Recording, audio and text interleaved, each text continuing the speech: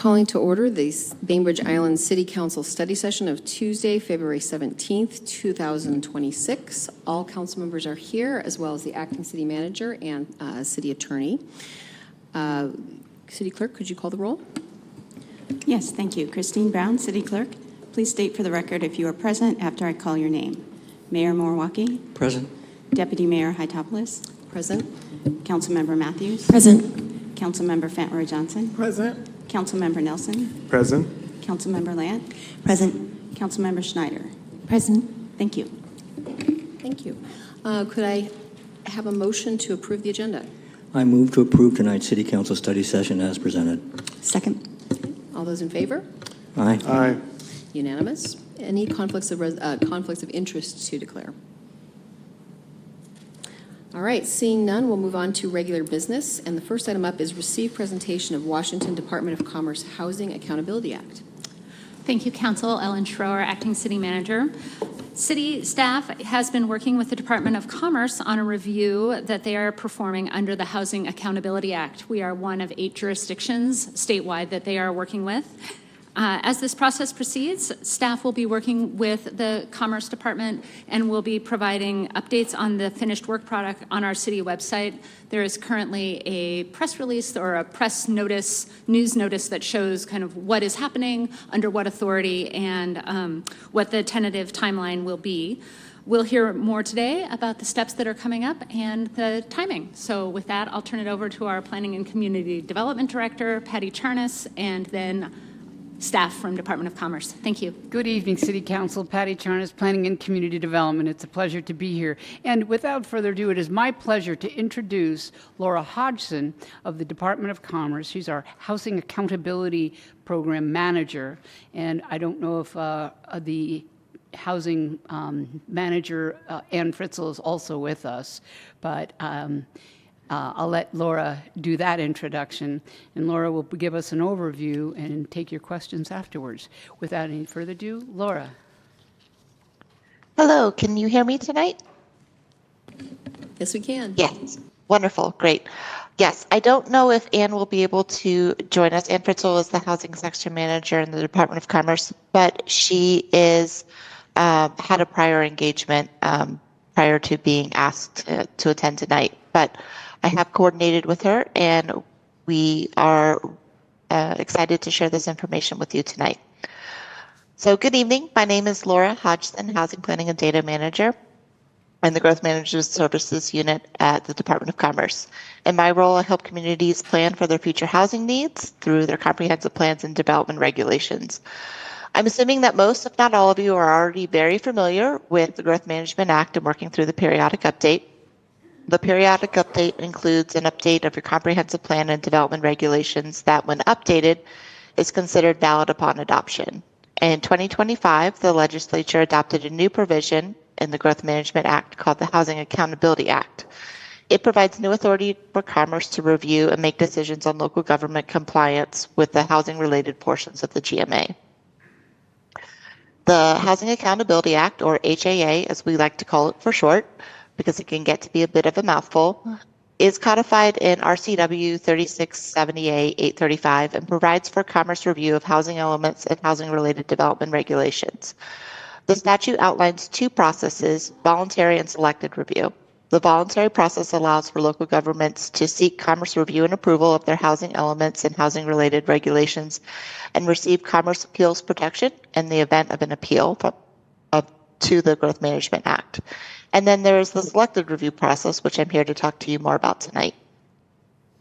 The selected review process provides that Commerce may select up to 10 cities or counties a year for review of their housing elements and associated development regulations. The legislature provided 3 criteria that must be used to identify jurisdictions for selected review, as listed here on the screen. After a public process to determine the details of these criteria and feedback from stakeholders, Commerce determined that criteria B and C, which include data points related to the progress jurisdictions are making with seeing housing development in their jurisdiction and how that relates to their future housing needs as adopted by countywide planning policies and the allocations that are each divided up to each jurisdiction, was determined that those were not appropriate to be used as a selection criteria at this time because jurisdictions' comprehensive plans and development regulations have just taken effect, and they haven't had a chance to see the housing production as a result of those. Therefore, this year, Commerce just used criteria A, which is jurisdictions who have not planned for and accommodated their portion of the countywide housing need. This year, Commerce selected from jurisdictions whose periodic update was due December 31st, 2024. From these jurisdictions, Commerce selected a mix of jurisdictions that are a combination of jurisdictions that have not adopted their comprehensive plan and those that have adopted a comprehensive plan but that had multiple inconsistencies with the housing element requirements. And you can see the list here on the screen. The legislature has directed Commerce to review local government planning documents for consistency with the list of requirements in RCW 3670A-835-7. These include the ones here listed on this slide and on the next slide, and I'm going to walk through them in a little bit of detail just so that you know what we are reviewing for. One, we're reviewing for the housing planning goal, which has changed from encourage affordable housing to plan for and accommodate housing affordable to all incomes. So it puts more focus on the work that local governments are doing to allow housing in their communities. The housing element requirements is also what we'll be reviewing for. This is changed to include new provisions to plan for housing needs of all incomes, which you received in coordination with Kitsap County. Identify and remove barriers to affordable housing, also known as adequate provisions. Analyze if policies and regulations have led to racially disparate impacts in housing and update policies to address these impacts. Analyze areas at risk of displacement and update policies to address displacement risk. And in addition to these requirements, Commerce will check for consistency with the growth management Washington Administrative Code rules. That's the third orange bullet here on the screen, SEPA regulation requirements, and consistency with the city's comprehensive plan.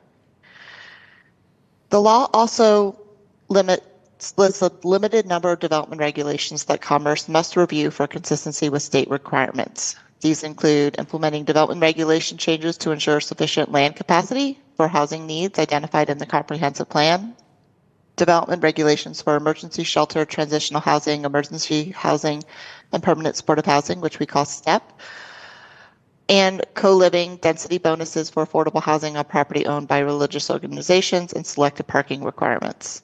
As you can see, Bainbridge Island is not required to implement the state requirements for middle housing and ADUs, which it is not beholden to. Commerce has checklists for these requirements to guide jurisdictions in completing these updates, as shown in blue on this slide and on the previous slide. The process for the Housing Accountability Act selected review process is outlined in statute with some specific timeframes. During this process, Commerce will work with staff to provide technical assistance and ensure procedural steps are followed. The first step in this process is outlined in the legislature is for HAA selected review jurisdictions to submit their 2024 comprehensive plans and housing-related development regulations to Commerce and complete the associated checklists by the end of February 2026. For those jurisdictions who have not yet adopted comprehensive plans, we expect to see any existing drafts that you have as the furthest draft along that you have so that we can provide feedback. And this allows us to do the next step, as written again in the statute, is for Commerce to provide written comments on the drafts or the material that was submitted to Commerce, identifying where a jurisdiction's plans and regulations may not align with state statute.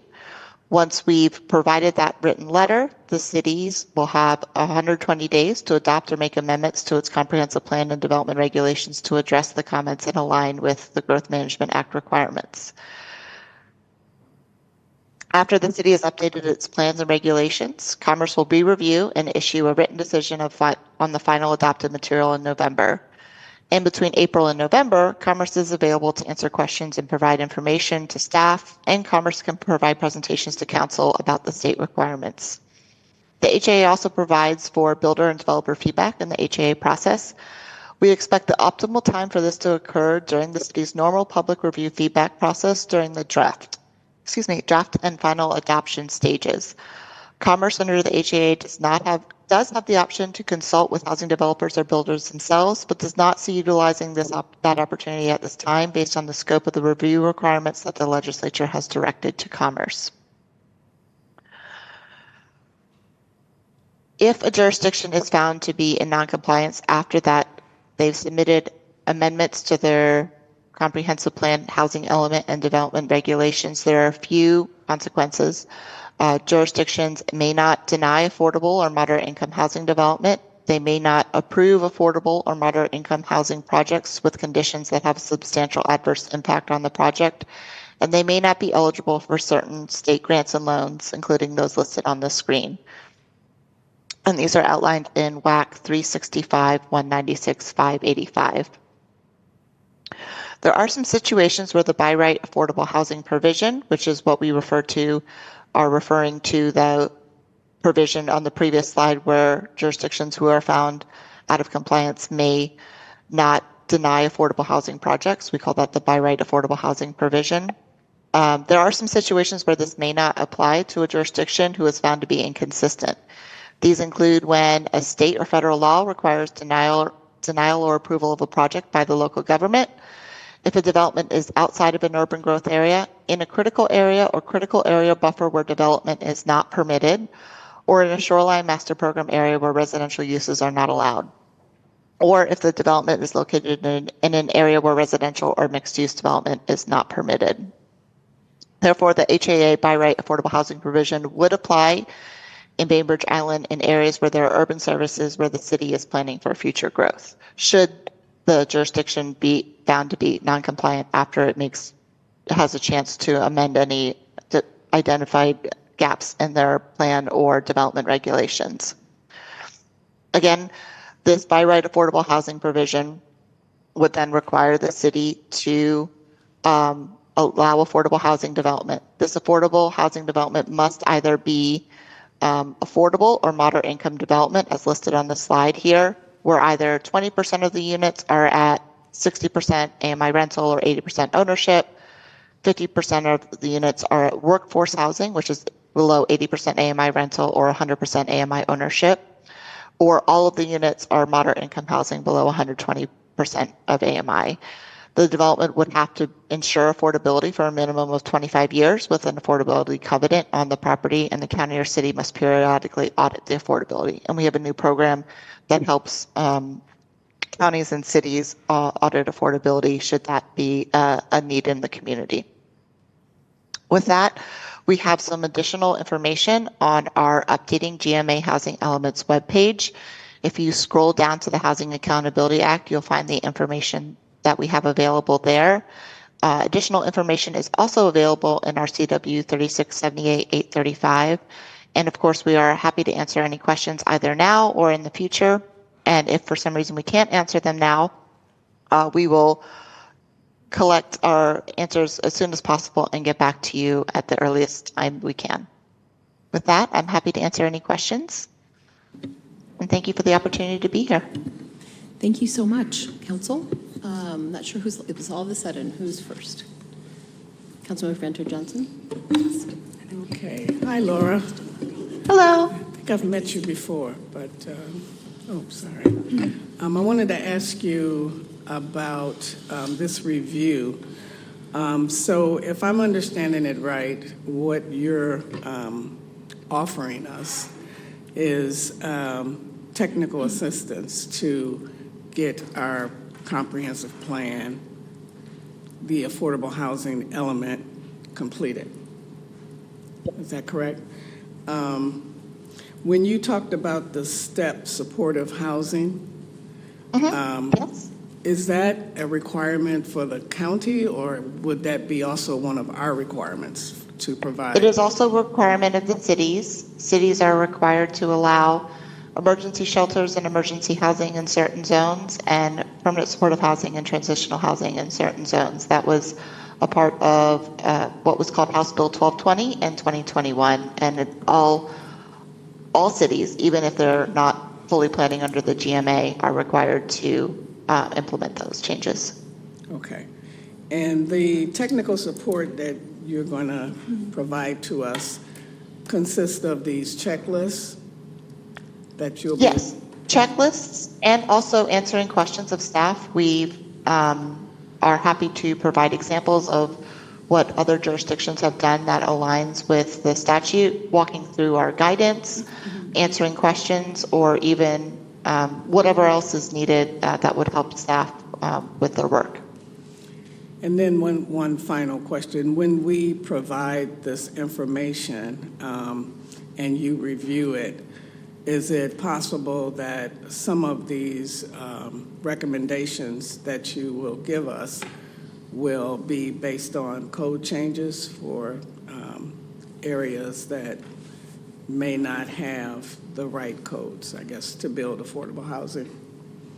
So we will comment on broad changes for the comprehensive plan housing element to align. We won't provide specific requirements for example, certain zoning changes that may need to be made. We will just recommend and point out if there's an inconsistency and what are maybe the options before you that would help to make it more consistent, your plan more consistent. We don't want to dictate how you plan for your community, but we do want to help you, point you in the right direction.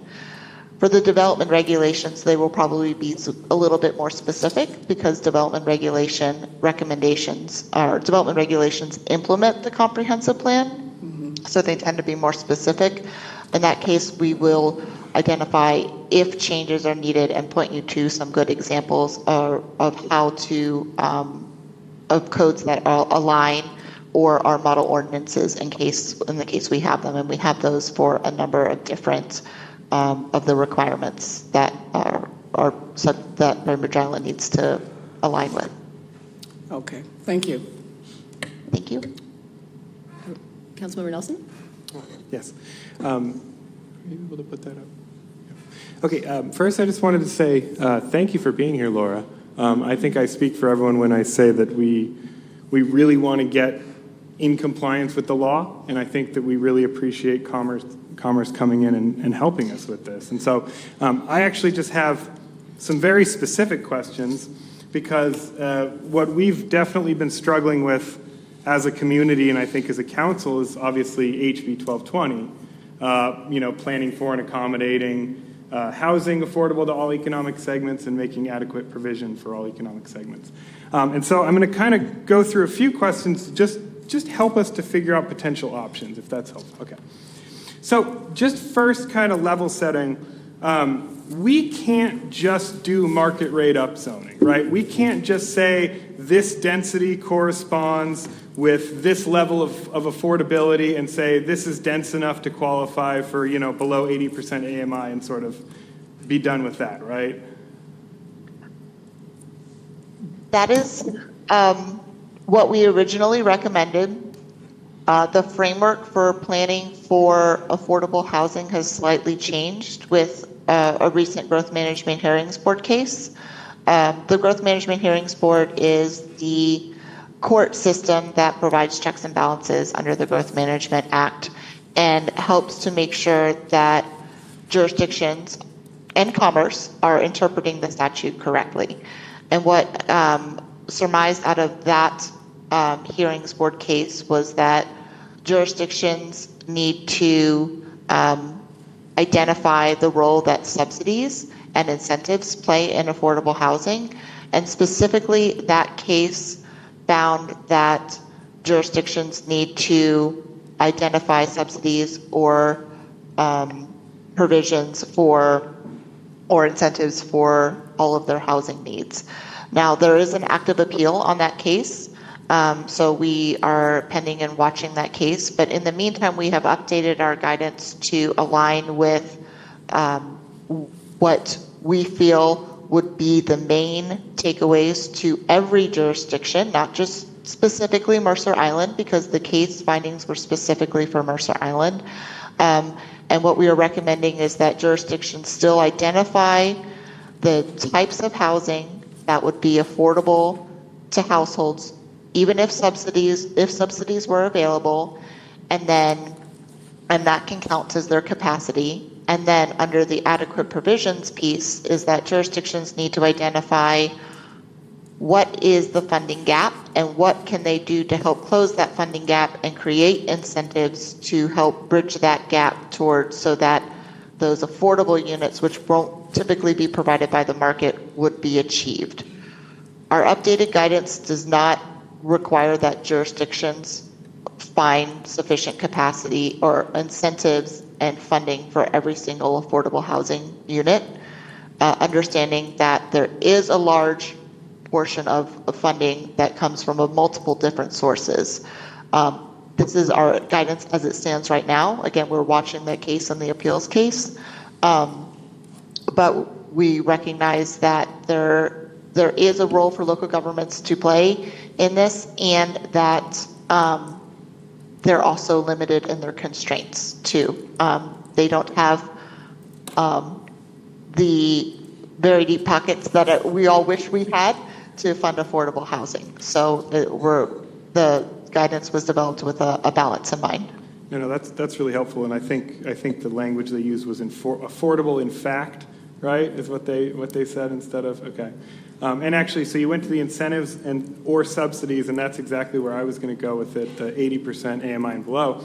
And so starting with incentives, I put up on the screen, this is what page, I think it's page, is it 35? Maybe 38 or, yeah, I think it's somewhere in that range. 35 of Book 2, the updated version. And it discusses inclusionary zoning and sort of how it counts towards your allocation under 1220, right? And I think I had a couple questions about this. So first I want to touch on voluntary inclusionary zoning, because currently our Planning Commission has recommended voluntary inclusionary zoning. And I just want to get this right as far as how to do the math as far as how many units count. So the policy that the Planning Commission has put forward is this idea that if 25% or more units are affordable, sort of 80% AMI and below, there will be bonus density and bonus height, right? We don't yet know the participation rate, but I'm to understand staff is working on that. But so if I get the math right, what counts is, say we create capacity for 2,000 units and we have this policy in place. You'd take 25% of that would be 500 units, and then take 5% of that. Is that right? Do you do the number of units sort of times the percentage that are required to be affordable, then times the participation rate? I believe so. I have to reread this paragraph again. It's been a few years since I've... So, yes, it is accounting for 25% of the units, and then a small percentage of them given the participation rate. And the reason for that is if a jurisdiction opts for a voluntary inclusionary zoning program or has a voluntary inclusionary zoning program on the books, there is not a lot of developers who choose to avail themselves of the density bonuses or affordable housing provisions that the voluntary inclusionary zoning program allows. So only a very small portion are likely to use that provision, as is evidenced by the voluntary inclusionary zoning programs throughout the Puget Sound region. Yeah, no, and that makes sense. I just to kind of, I think, put perspective on it, if we're supposed to do 1,139 units that are 80% AMI and below, and you start with that, and then you have to do 4 times as many of that to get the units, because we're only doing 25% that's affordable, and then if, say, our participation rate's only 5%, you then have to multiply that by 20. You actually would have to do 91,120 units to actually meet our allocation. And if you kind of multiply that by, say 2.4 people per unit, it's about 218,000 more people. And so I'm just trying to put that in perspective, that might not be a viable path forward. And Councilmember, I think these are very helpful questions. I also want to be careful that we balance everyone's opportunity to ask questions as well, and maybe kind of move around, maybe could come back one more time. Also just want to be careful that we aren't spending too much time drilling down too much into all the specifics. But I mean, yeah, questions are helpful. A few more questions, thank you. I think the other one I touch on is mandatory inclusionary zoning. I notice here that if you do 10% is mandatory inclusionary zoning, that just counts, right? Is it the same if you, for instance, did a 50% inclusionary zoning policy? If 50% of new units had to be affordable, would that count at 50%? That's a very good question. I don't think any jurisdiction has considered that, and I think in that case, because it is something that would end up precluding development, anything over what the market would reasonably bear would need to be considered differently than as outlined here, because it would disincentivize any development, and you would not get any development as opposed to getting 50% of what you do get or allowed to get. Okay. And then I think my question on subsidies is the other one, which is, could we, for instance, upzone for projects that are 100% affordable and then cost out what it would cost to subsidize those, and then figure out where we can get funding and list the rest in gaps in local funding? Would that be an appropriate way to comply?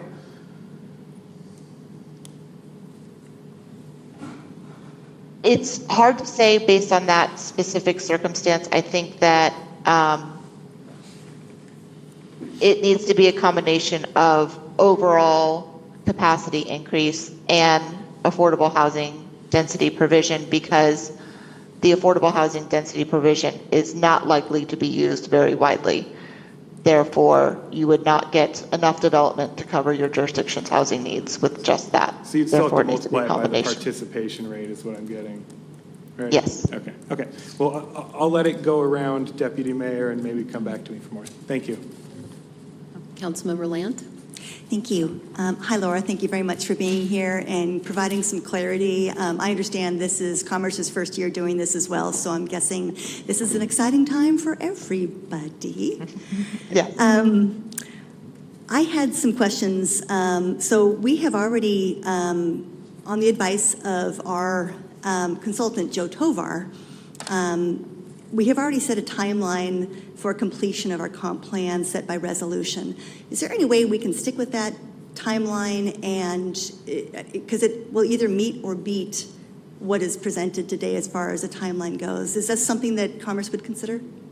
Yes, meeting or beating is fine with the timeline. Okay, with and without recommendations from Commerce, if we merely chugged along on our own? We still have to work towards providing that feedback, and that is something that we would do anyways, even if without the Housing Accountability Act, because we would still, all comprehensive plan amendments need to be submitted to Commerce for 60-day review, in which case we would provide the same review. So, and it helps to, I think, in your process to align the plan with the goals and the local needs and the state requirements. So unfortunately, we can't skip that process, and it would probably already happen anyways. All right, very good. Thank you. Out of curiosity, so our city doesn't contain all the different agencies that other municipalities do. We have a separate park district, we have a separate fire department. Are those agencies affected by our being selected for this process? Will grants and loans be withheld from them as well as us? Just the ones that were listed on the slide. So there were some recreation-pointed things. So right now, like the Park District may or may not be able to receive. If they were receiving funds from the state recreation office or the agency that funds those, then they could potentially be at risk of not receiving future grants. Okay, thank you for clarifying that. That was not made clear to me earlier, and that's a big deal for a lot of folks. And thank you. I think you kind of answered this already, but one of my questions was, will you offer us some suggestions that have been adopted in the comp plans of other cities that are comparable to ours that you think are potentially successful, and we could cut and paste, Yes, we have some examples online, and we will pull some other examples that might be more comparable to the size or character of Bainbridge Island or similar economic markets, so that you have something, other examples to work from besides what we already have provided. Perfect. And when our residents or our community has questions or comments, are they directing them to Commerce or to our own city staff? To your city staff. Okay.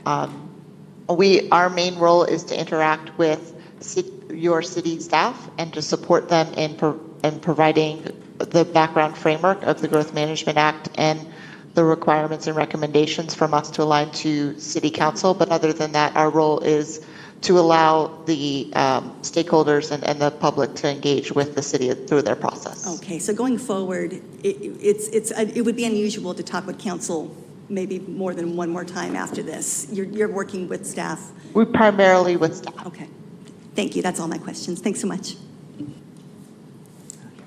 Councilmember Matthews? Thanks, Deputy Mayor. Hi, Laura. Thanks so much for being here. Good to see you. I just had a couple questions. So I know this is the first year of the program. Do you see it evolving in any way? Yes, we see it evolving in that initially these first few years, we envision it as a program to help jurisdictions align with adopting plans and regulations in the first place if they are having trouble adopting. Some jurisdictions take multiple years to adopt. I mean, there are some jurisdictions who don't have any staff and they only have a clerk who's overseeing their comprehensive plan and development regulations. So they have no staff, negative staff to do this work. So that and helping jurisdictions align with the base requirements. Come 5 years from now, we'll start implementing criteria B and C of the selection criteria, which is when jurisdictions aren't seeing some of the housing production that they need to accommodate their housing needs. And that's not the full level of housing production, but that's 50% of their housing production. So if they're not seeing 50% or they're seeing not a wide variety of housing types, those will be places where the HAA process will probably shift to provide different levels of technical assistance and support to jurisdictions to help them identify what are those barriers that are within the control of the local government to amend, if there are any, and working with them to amend those. And if there aren't, then we will evaluate that at that time. But it'll hopefully, again, be working with jurisdictions to see their housing built in their communities based on their needs. Thank you. And Councilmember Lance sort of touched on this and you answered it in a way, but what if I don't think we even have a draft to show. I could be wrong, but if we do not have a draft to show within that timeline, are there any consequences for that? We are looking for the most complete version of what you have available. Okay. And then we want to provide written feedback on that so that you have a goal of understanding what you need to work towards. And we're happy to continue to work with staff as you get a more final version. But we do want to provide written comments as early as possible so that you know what to work towards. So your latest version or your most complete version or your most complete assemblage of pieces, that is what we can work with and provide feedback on so that you have guidance to move forward with. Okay. When would cities be notified if they were going to be having to, I think it was the by right or the... By right affordable housing provision. Mm-hmm. So that would come in the fall after they have adopted any changes to their comprehensive plan and development regulations. After they submit those, Commerce will re-review the materials. We expect that to take at least approximately 60 days. Okay. Maybe a little bit less, maybe a little bit more. There's no specific timeline, but we want to make sure we're doing a careful review and not missing anything because we don't want to label a jurisdiction out of compliance for something that is actually there. So that timeline would put it somewhere in October or November. Okay. And then, sorry, only two more. Were there more than 8 cities who would have qualified for this? Yes, there were more than 8 cities that would have qualified. Okay. And then last question is, what are some of the conditions that would have an adverse effect on a project? So the example I like to give is height limits. So, for example, if your community has a 30-foot height limit and a developer really wants to come in and build a 3-story walk-up apartment building, or even a row of townhouses that is 3 stories because they have parking on the ground floor and 2 levels above and a pitched roof, they would not be able to come in and build that if you had a 30-foot height limit. So a 30-foot height limit in that case would be a barrier, and we would recommend you evaluating, could you raise that to 35 or 40 feet to allow that type of very affordable or more affordable product to be built in your community that is, in many cases, desirable for people, especially, townhouses and apartments to be built in your community. So that's one example.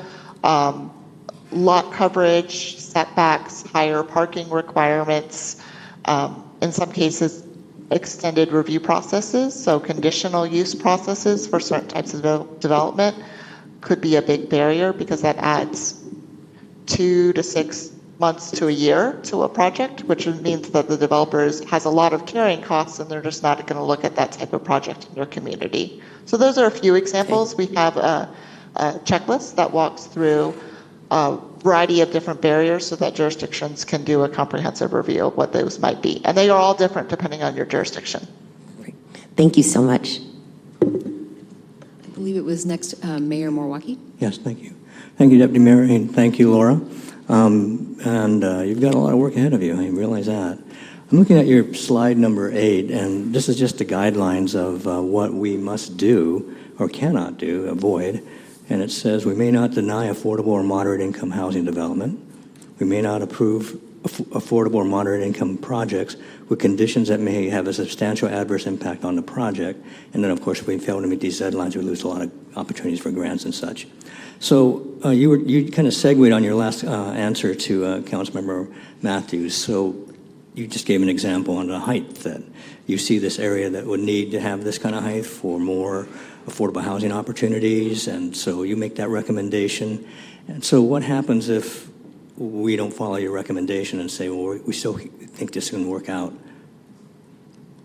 So when we provide feedback on the comprehensive plan, typically we'll be providing feedback that what was submitted didn't align because it did not show enough information, or it did not show a quantitative analysis of the work, or it did not actually do the specific steps that the legislature has required. In this case, for the item that you seem to be referring to, and I'm happy to speak on any of the specific items, was adequate provisions. What we're looking for is jurisdictions to have done a review of what the barriers are and make a concerted effort and not just say, we're going to allow ADUs and that's it. And do an analysis and review and then identify what barriers are up to them within their community. We won't be recommending specific changes within the jurisdiction. We'll leave that up to the jurisdiction staff and elected officials to make those decisions on what are those local barriers and what needs to be removed to encourage affordable housing, so long as they've made an effort to do the work. Follow up, please. So if I'm understanding you, these are just recommendations. So again, if we had that opportunity, you pick the height, but it doesn't matter what we're, just any observation of something that we're falling short on and making the appropriate means to have affordable housing and not meet the goals of 1220, et cetera. And it's in your professional opinion that this is how you would have to zone this area to make that possible. And we take that information and we say, well, we really don't follow. And then let's say the comp plan is not accepted. Is there a penalty that you gave us your best advice and we ignored it or chose to go a different route that didn't meet the same objective? Sorry, can you restate the question? Sorry, I was a little confused where it ended up. I thought it was going somewhere else. Apologies. Would you mind restating it? Oh, boy. Okay. Sorry. Yeah. It was a long question. Yeah, if I can remember. So you said it's going to be just recommendations. You're not going to have any kind of penalties or any kind of things that can really force us to take your recommendations to heart and assume them. So what I just heard you say was that you're going to make a recommendation that says, whatever the issue is, this is how we believe is the best way to meet the goals of the Growth Management Act that you're supposed to apply for, density and affordable housing, et cetera.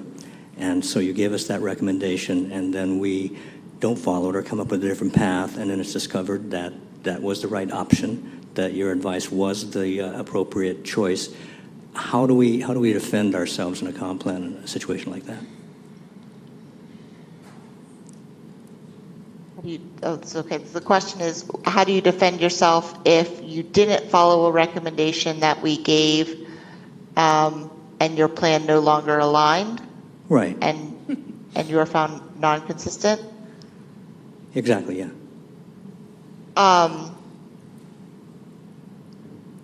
Well, in the case that you, if your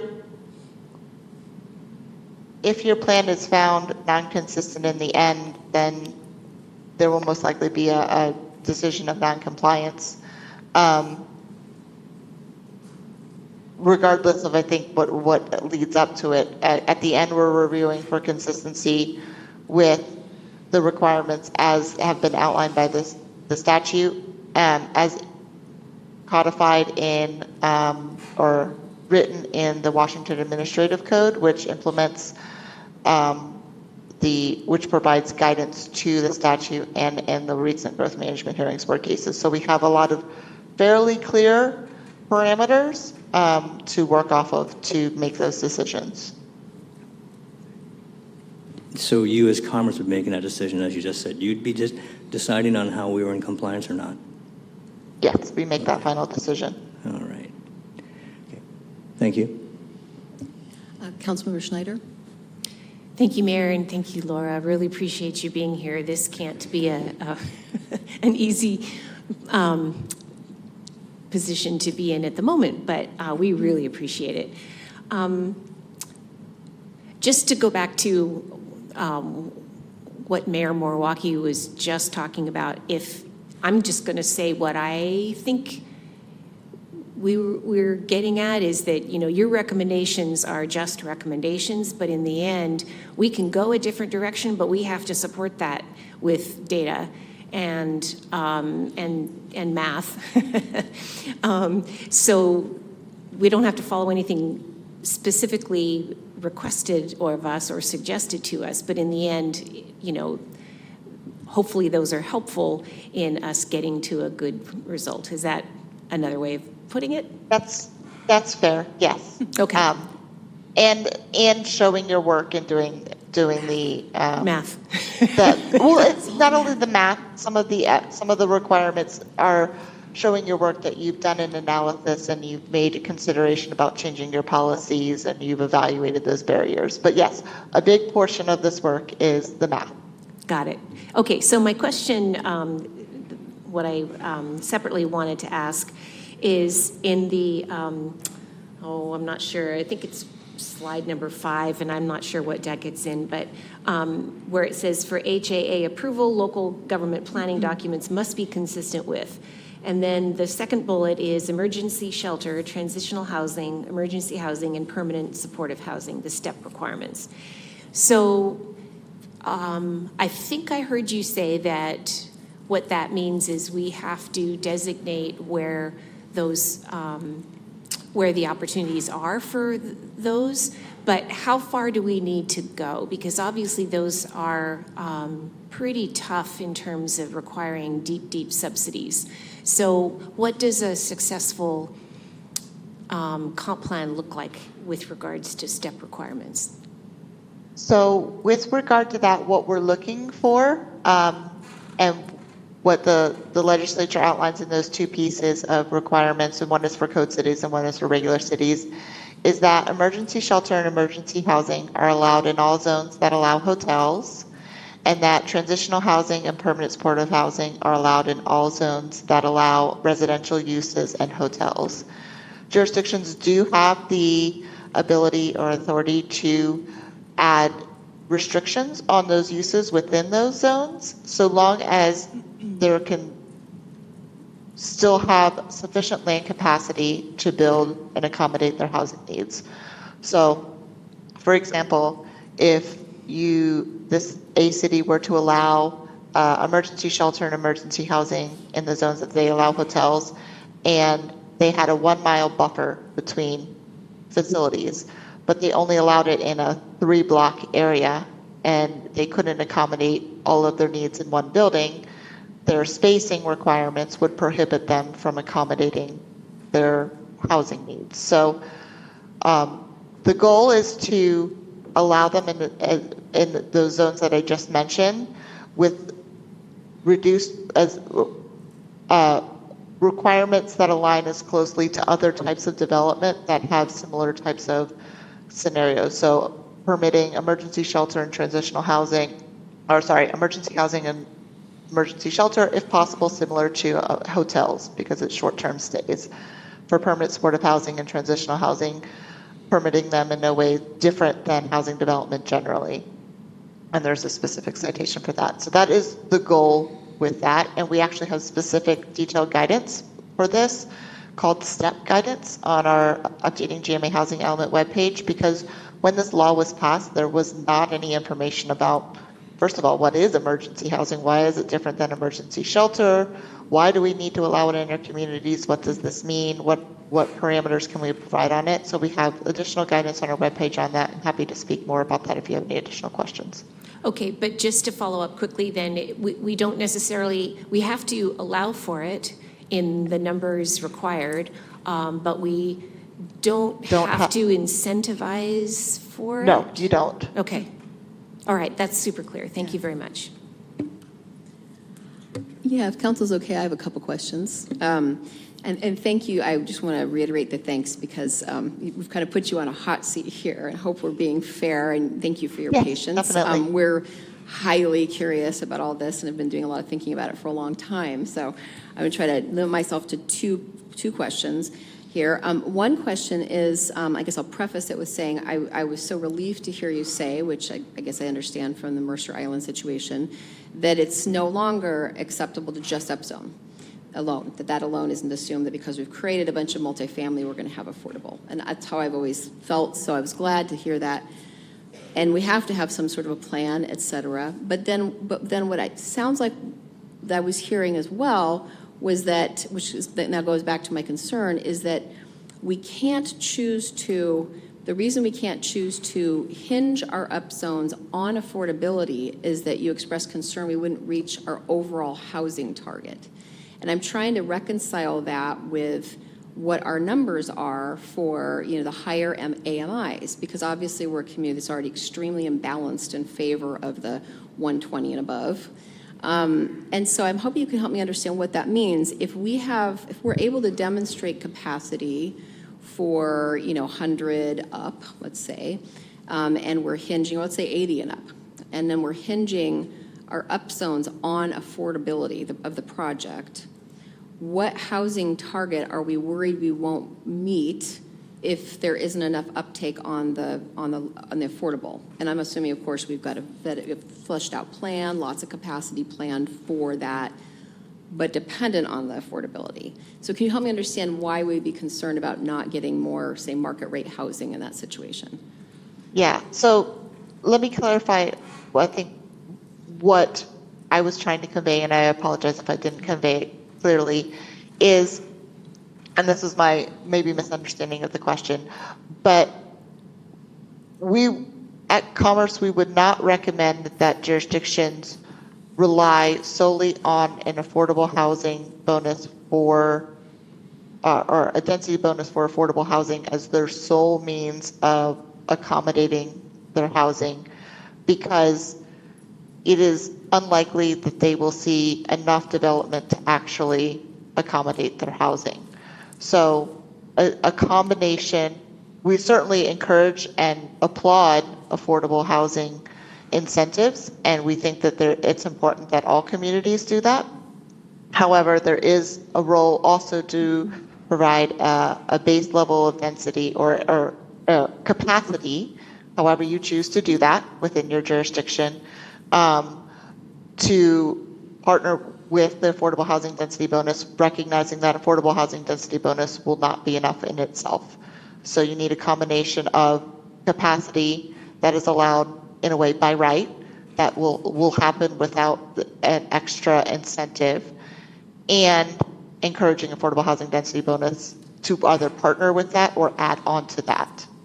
So this is because the crux of so many conversations that have happened in this community over the last 2 years. And that is, then what, if we give a density bonus as if we do an upzone, so we have increased capacity as a right, and at the same time we're saying, which I think we all agree, that it's going to be hard to get the people to work with density bonuses or do anything to create affordable housing. We've got all kinds of other things to do. Why are we not then setting up just whoever those private landowners are to just be able to build more dense market rate? That's I feel like that's this thing we keep moving around. I think I see. Mm-hmm. Yes. And so if we just upzone an area, right, with no, I mean, we've talked about inclusionary zoning, not likely to be taken up anyway. So why would we not? And maybe I'm misunderstanding. It sounds like you're saying we need to just. So I think what I am proposing is what you think should happen is that there should be a base level of capacity and or upzoning, however, depending on the circumstances of your community. I don't come in to know all of your zoning within your community, but that there should be enough ability and base density within your community to build the majority, if not all, of your housing needs. Because the affordable housing density bonus that it sounds like the community is considering will only be a small portion of the overall housing needs. So you do need the overall base affordable housing need. Let me try one more time. Let me try one more time because Sorry. you don't know our community, and I don't want to put you on the spot about our community. But I'm trying to understand whether our housing need is something beyond what we've been allocated in our housing allocation with the bands of affordability up beyond 120. If we have the capacity already, if we can demonstrate the capacity outside of an upzone for, say, 80% and above, then what is that additional? I feel like there's a mystery additional capacity. Sorry, thank you for clarifying. So the capacity for housing has to be in a housing typology that is reasonably likely to support that affordability level. If all of your capacity is in single-family homes or middle housing, it cannot, by way of any universe that I know of, support households making under 80% AMI for the majority of that housing, because their subsidies are not on scale provided for that type of housing. So if there is sufficient capacity of housing within typologies that could accommodate housing affordable to all or at least the lower income levels, which is typically where the gaps are in most communities, then there wouldn't need to be a change in zonings, provided that you could have sufficient capacity of a typology that would match the number of units for that specific need. Now, that being said, we do recommend that jurisdictions then evaluate what other tools are available to encourage that affordable housing, to incentivize it, to reduce the barriers. But the main land capacity analysis findings just needs to have enough of that typology to match that could serve the housing needs at that income level. Okay, thank you. And then my other question, and I think I know the answer to this, but I feel like that our community would want me to ask this question, one of us to ask this question, and that would just be, to what extent is this part of the analysis, because it sounds like that, Commerce will have the final say on at least the housing element of the comp plan. So check off. To what extent are the geographical and environmental limitations of the diversity across the jurisdictions that you have to look at taken into consideration? And to what extent I'll just try to combine into one question, and to what extent is the adequacy of the planning for deficiencies in infrastructure taken into consideration, since that's kind of part of a more holistic look at the comp plan? Or are you looking really in isolation at just these concepts we're talking about? We do need to look for consistency with the other elements. The key elements that we look for that bearing coordination internally and with the managing director of GMS is what we have been reviewing, and we need to confirm this is the correct interpretation moving forward, is at a minimum checking for that the main capital facility infrastructure is planned for those that housing. So can you accommodate it with a plan in the next 20 years for sewer and water and things like that? We won't be looking for a detailed plan beyond what is required of the GMA, but we are looking for general alignment and that those considerations have been made outside of the housing element, because if you don't consider those things, then you won't see the housing. Okay, thank you. I'm going to see who else wanted to. Councilmember Lant? Thanks, Deputy Mayor. And I am just going to echo, that was my question was about, this conversation or this selection is primarily about housing, but how to balance the rest of the GMA goals in a way that our community feels that the implementation would be realistic and sustainable. Because right now, we're waiting on some parts of the comprehensive plan to kind of reveal themselves. We have a groundwater management plan that is still kind of baking. There's some re-review happening on that, or some peer reviews. And so with complete certainty, we can't say that the plan that we're going to present to you necessarily is going to be the plan, because we're still waiting on some elements ourselves. So how would you consider that situation? So some of the capital facilities components don't always exactly align with the comprehensive plan timing. So for example, sewer and water plans often do plans every 8 to 10 years. They may not align exactly with the comprehensive plan. So we would be looking for, generally based on the last plan, is there a projection that this growth might be accommodated, or that there is a work plan to address it in the future as part of identifying and working through that process, as you said, with that groundwater management plan. For example, do you have a plan to identify if there is, what gaps in mitigation is needed to address the rest of the plan when you get to that point?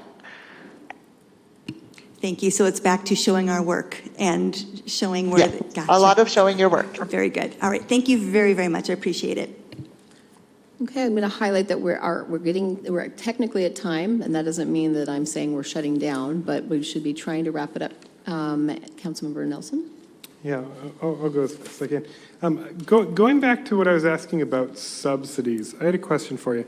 If we were able to show, so say we upzoned for 100% affordable housing projects, and say at the participation rate we did it enough where it showed sufficient capacity to do the 1,139 units, assuming that situation, could we then cost it out and put the amount we don't have in sort of grants and R funds in gaps in local funding pursuant to 070 2D2, and that would be sufficient? That is how we are interpreting the case right now, but again, we are watching it because it is under appeal. So just to note that we do, on the adequate provisions piece with that subsidy piece, we do recommend consulting with your legal counsel, just because there's a bit up in the air at the moment. No, that's very helpful. And then I think on just in general, the HMA remedies as far as the by right affordable housing provision, I was noticing in 835.11A3, there was a slight difference in language from what you put on the slide, where it specifically said, it wouldn't apply in critical areas or in critical area buffers. It didn't have that extra language about not being able to develop there. Obviously, Bainbridge Island is a critical aquifer recharge area, the entire island. How does that play into it? Are we exempt in general, or is that just a different thing? We don't believe that Bainbridge Island is exempt because the city still allows development in the island. So even though you are a critical area, aquifer recharge area, you still allow development, and more intense development in certain areas. So we don't think the intent of the legislature was to preclude development entirely, but to include it in those very sensitive areas. Now, we are working through that by right affordable housing provision to fully understand what is meant by all of those exemptions. So we will hopefully come out with more information in the future. But based on our discussions and reading of the statute and the intent, the way it is written in the slide is how we are interpreting the intent of the statute. Okay, just because I noted the where development is not permitted is not actually in the statute. It's a little bit different because it's our interpretation to understand how that would actually be applied in a specific situation, because Bainbridge Island is unique in that sense. Okay, just a couple. So we want to provide more clarity. Quick ones. On land capacity analysis, does Commerce have a requirement or a preference for modeling likely housing growth over the 20-year planning period versus just looking at full capacity at likely build-out? Probably the latter. What we're looking for is the capacity at likely build-outs. Okay. You don't need to model what is probably going to happen, just what is likely to happen based on what you allow. So not the full capacity, because we recognize not every parcel is going to build out at full capacity, but what is likely to happen. Okay, and then I think my final comment is just to echo my colleagues around the larger GMA context. I am one person up here who's concerned about our water supply on Bainbridge Island. Actually, on the south end, KPUD just basically isn't allowing new connections and is basically having us ration water because there's concerns about water. In our draft groundwater management plan, which was recently peer reviewed, it showed steady decline, modeling a steady decline in the aquifers, and the deepest aquifer, which is 75% of the water for Winslow, it showed that in about 50 years it could potentially drop below sea level, causing seawater intrusion. And so I'm thinking of 02010, the environment planning goal that mentions quantity and quality of water. 0701, the land use element, says we have to protect the quantity and quality of groundwater. And so I think my question is really, at what point is other requirements of the GMA no longer subordinated to the housing element, right? Because I think the way everyone's interpreting it now, it's you must do this amount of housing, but there are other requirements in the GMA, and I'm just wondering, how does Commerce think about that? Planning is a balancing act. That's what I remember with going to grad school, and what I found so fascinating about planning is that it is so multidimensional and so multifaceted, and there are 15 goals to the Growth Management Act, and they don't all align with each other perfectly. So the goal is to meet each of them the best that you can, understanding that there are competing consequences, and that is why also we have the Growth Management Hearings Board to opine on things. So in this instance, we will be measuring against what the legislature has us to measure against. And then beyond that, with regard to what level of balance is needed, that is up to local jurisdictions, and if needed, the Growth Management Hearings Board. Okay, I'll leave it there. Thank you. Thank you. And Laura, thank you, first of all, so much really for your patience. And I guess I wanted to ask before we let you go, I don't know what the city manager and the mayor were thinking about. We have this one item that I think will be very brief, which relates to Commerce as the second item, and I think has probably been answered, but it feels a little weird to ask Laura to just say goodbye to Laura before we kind of just directly ask that question. And so that is, we have an item, this was an item originally brought forward by Councilmember Nelson regarding provision of Department of Commerce technical assistance directly to the council. And so rather than thanking Laura and saying goodbye, I think it would be appropriate for us to clarify. I think we've heard from you. We're not going to have the opportunity to have you directly advise us, and I think that's one of the reasons it was so I think we all probably very appreciate your patience tonight and hearing our questions. We have many. But it sounds like Commerce is not going to be open to directly advising us. We're going to need to work with our staff to make sure that we have as much transparency as possible to hear what you're telling them. Is that accurate? Yeah, our primary role is to work with staff. We can present on the requirements and our overall recommendations when we get to points that we have specific recommendations on next steps based on, for example, those findings from their submission either now or in the future. But generally speaking, technical assistance, we work with staff because we want them to be able to work with you through these concerns and questions. Thank you. I guess I wanted to just ask Councilmember Nelson, do you have anything you want to add to that, since that was your item? Yeah, no, and I think this is, in some sense, what I was thinking about, was having, you come here and have us be able to talk to you and ask these questions, because this has been extraordinarily helpful. So I think what I would simply ask is it possible to do this again? Would you have us again, you know what I mean? To where we can ask more questions in the future when more things come up when we get farther down the process? I think that might be possible. Let me just make sure that that aligns with our principles, and it would be helpful to understand the parameters of what timing that is, because we don't want to circumvent the work that you're doing with your staff. So let me check on that and get back to you, and I'll get back with Patty and to get back with you, or the council member or mayor. Okay, thank you. Thank you so much, Laura. I don't think we have any more questions, and good night. Thank you very much. Okay. So I think again, we touched on item B. So we've got item C. Yeah. May I just add to that, if I may? Item B. That would be a foolish use of this person's time. She's an expert that's supposed to come in and, excuse me, because I'm the only one who's not a parent, so I'm kind of making a stretch here in my analogy. But, we're a city that's growing, and let's say we have a family that's growing, and instead of a city, it's our house. And we have to adjust. We know we're going to have more growth. So should we add a bedroom? Should we split a bedroom? Should we maybe, find other ways to accommodate our growth? And the family's having fights over this. Is it too expensive? Can we afford it? We really should do it this way. And we're going on and on and on, and we haven't planned for how we're going to take care of this new child.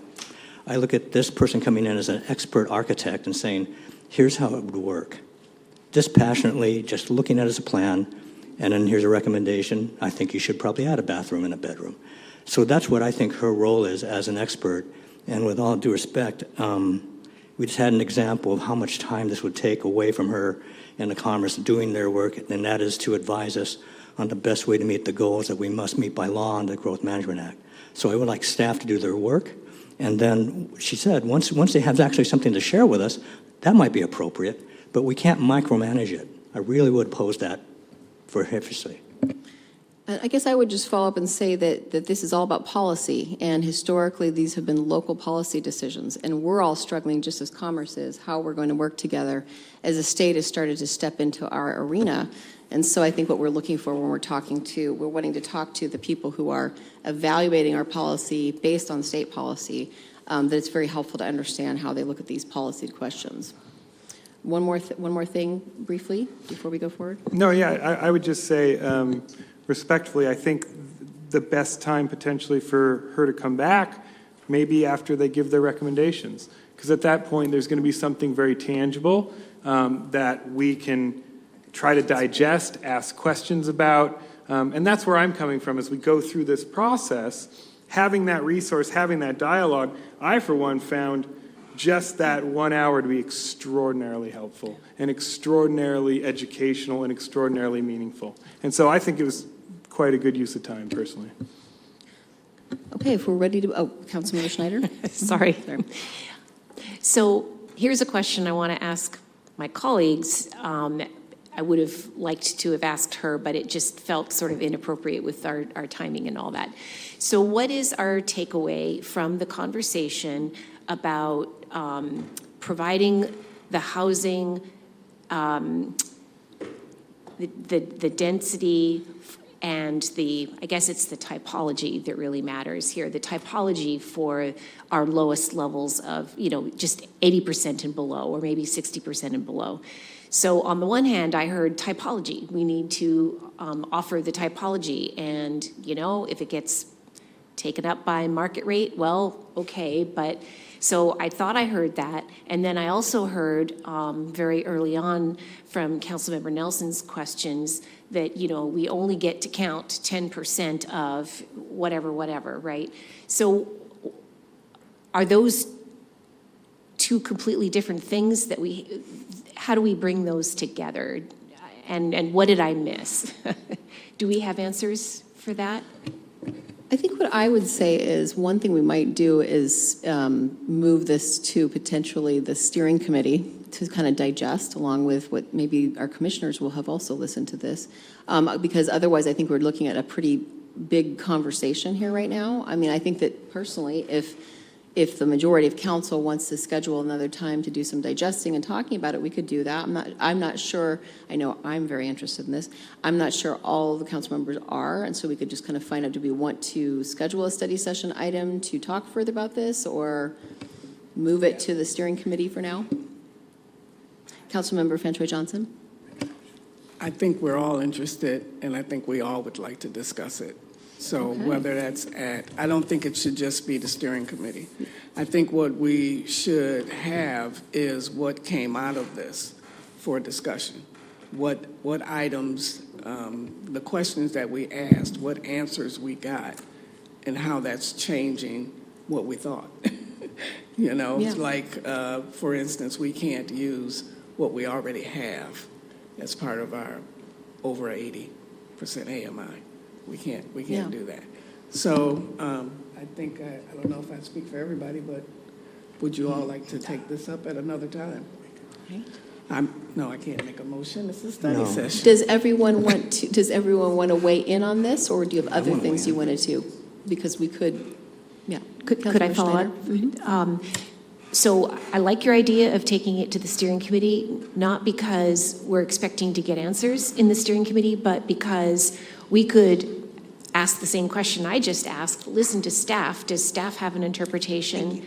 And if not, then we craft the questions in the steering committee. And then, you know, we bring it back. So that's, I liked your suggestion of steering committee for that purpose. Thank you. That's kind of what I was thinking when you were talking, Councilmember Fantroy Johnson, was, okay, we'd want to structure the conversation so we knew what questions we want staff to talk to, you know, give us feedback on and what we were tackling.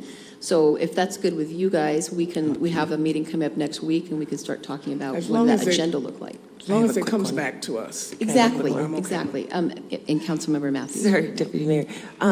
I think that I agree that we all want to talk about this and touch this, but I do think that the steering committee can get a little bit deeper, maybe go a little bit deeper in the work and bring it back to us. I do think we need another study session to discuss it, but I would also like the steering committee to get a little deeper.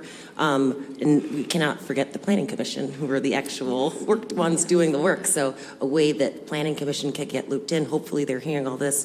There wasn't much support for a joint Planning Commission council meeting. There hadn't been in the past, but I'm starting to see that there is time and space for that. So if that is something that from the steering committee maybe comes out of some specific things that Planning Commission and Council can now work on together, that would also be something I think would be great.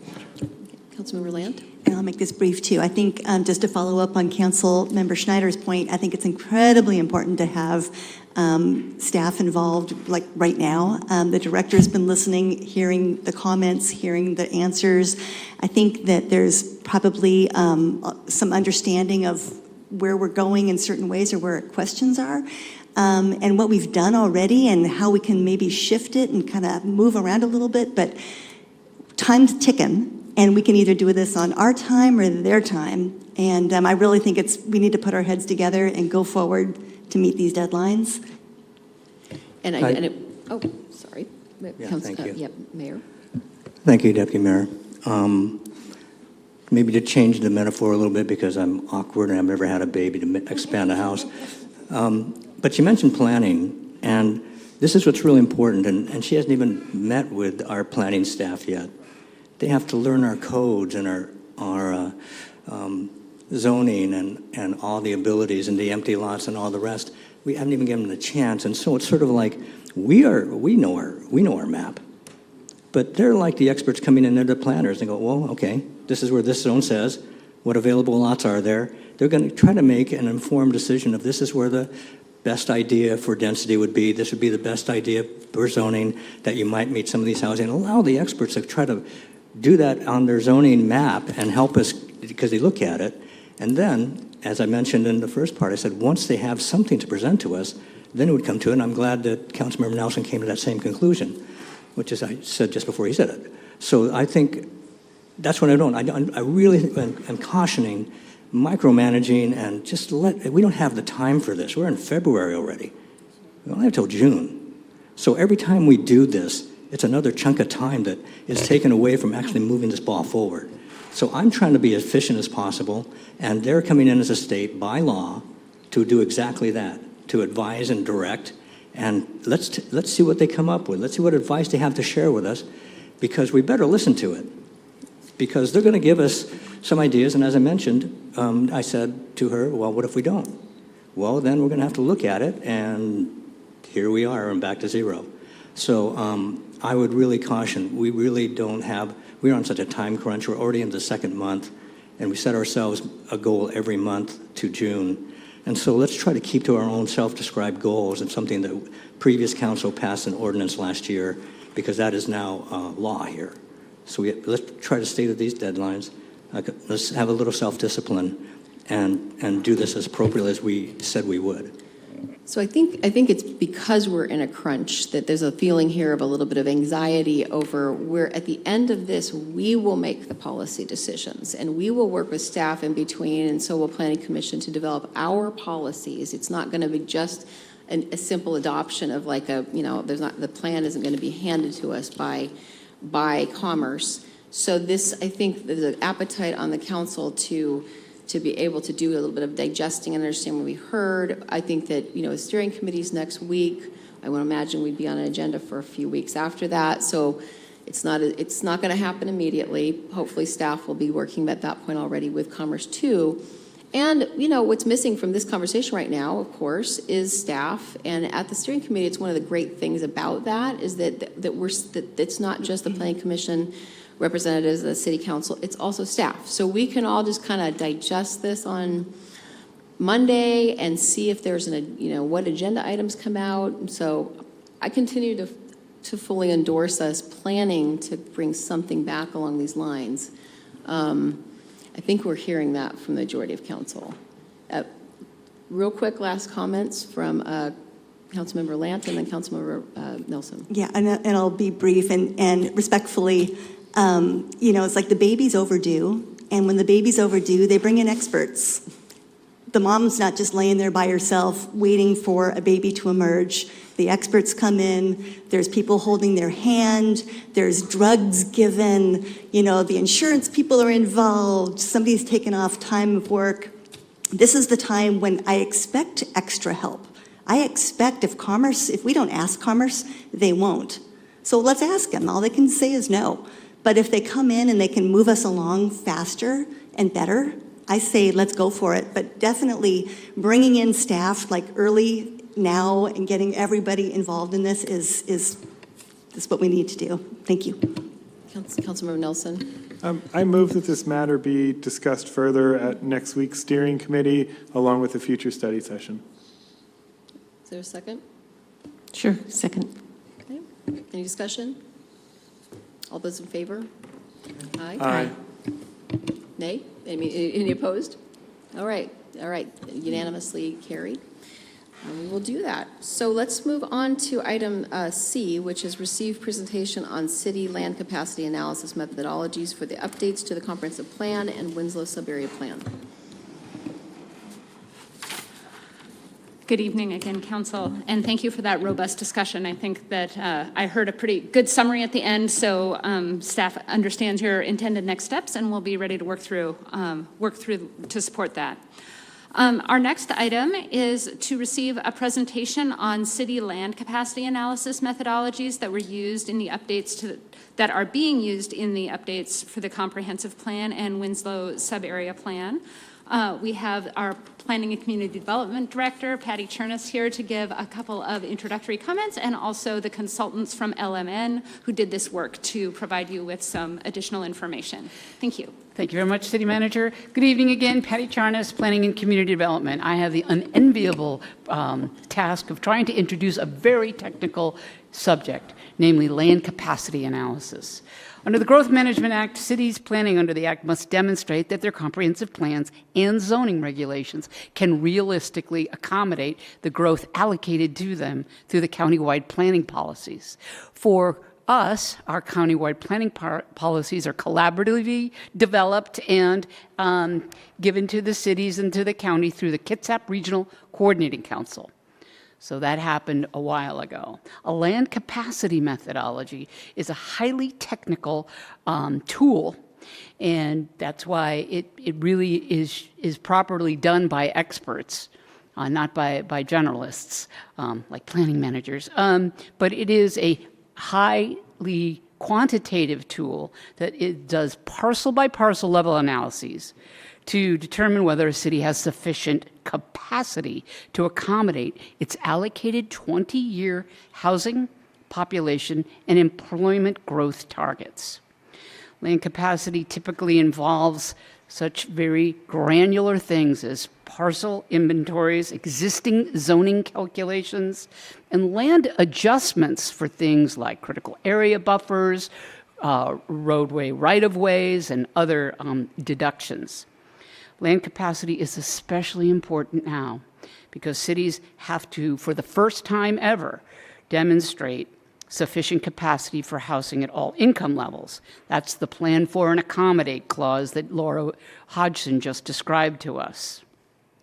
Now, while GMA requires consistency between city and county plans, because we all work together, cities almost always conduct their own more granular land capacity analysis from the county. The cities of Bremerton, Port Orchard, and Poulsbo all have modified the Kitsap County land capacity analysis for their own purposes. Again, this is common. Bainbridge Island, because of its vast, 91%, vast low-density area away from urban levels of service that are available here in Winslow, make it less easy to accommodate multifamily, more dense zoning, and therefore that area wouldn't necessarily be relied upon to support our housing allocations like Winslow, which is supported by our long-term growth strategies that have always said over the years, well before I started, that Winslow was the place to situate all or a majority of our growth. But outside of Winslow, the balance of the island, our low-density conservation area, looks a lot like unincorporated Kitsap County, so it makes sense for us to have applied the county's methodology to the areas outside of Bainbridge to a majority percentage. However, this is the area where we also deduct more for environmentally sensitive areas, open space, forestry, and rights-of-way, because they're larger out in our less dense zones. So those would be reducing the capacity even further. The island's capacity analysis inside the Winslow Town Center, however, does not have the same characteristics as the balance in our conservation area. We don't have as many reductions needed across the board for critical areas, rights-of-way, because it is already more densely zoned and therefore more densely developed. The city has been working with LMN architects since the beginning of the Winslow Sub-Area Plan. They're the group that was expertly helped us through the visioning process for the Winslow Sub-Area Plan, the priority identification, and substantially took all that public feedback from the many months and many public events that they helped us put on and they synthesized that for us and helped us come up with the alternatives that were analyzed in the draft environmental impact statement. So it is my pleasure to introduce A.P. Amrine and Riley McPhee from LMN Architects, and we look forward to their presentation. Thanks.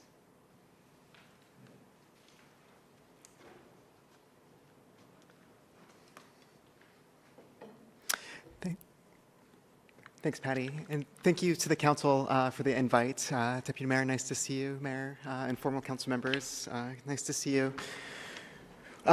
We are eager to answer the questions that you asked us this evening. It's been a few years since we've been here in person, and so we wanted to take a step back and describe a little bit of that planning process that Patty mentioned. And then we're going to get into some of the technical information, some of which has already been covered this evening around capacity requirements generally, land capacity analysis, specifically how we did this in your zone, in the Winslow sub-area, what our methodology was there, and how we think we can apply next steps to meet Commerce's goals and ultimately get this plan approved. We are not the only consultant on the team. We're joined by many others also on the call here this evening. So we're joined by Strategic Economics. Dina Belzer is the principal there.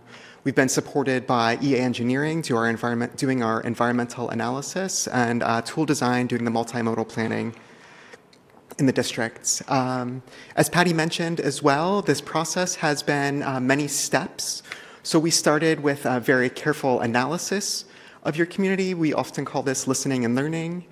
We synthesized that analysis into opportunities and constraints. With this council, we produced a vision that would drive our work. With this vision, we drove or developed a series of planning alternatives. And from those alternatives, we are now in the phase where we're working on that preferred alternative. That's the line there in the middle. You'll see above and below the blue.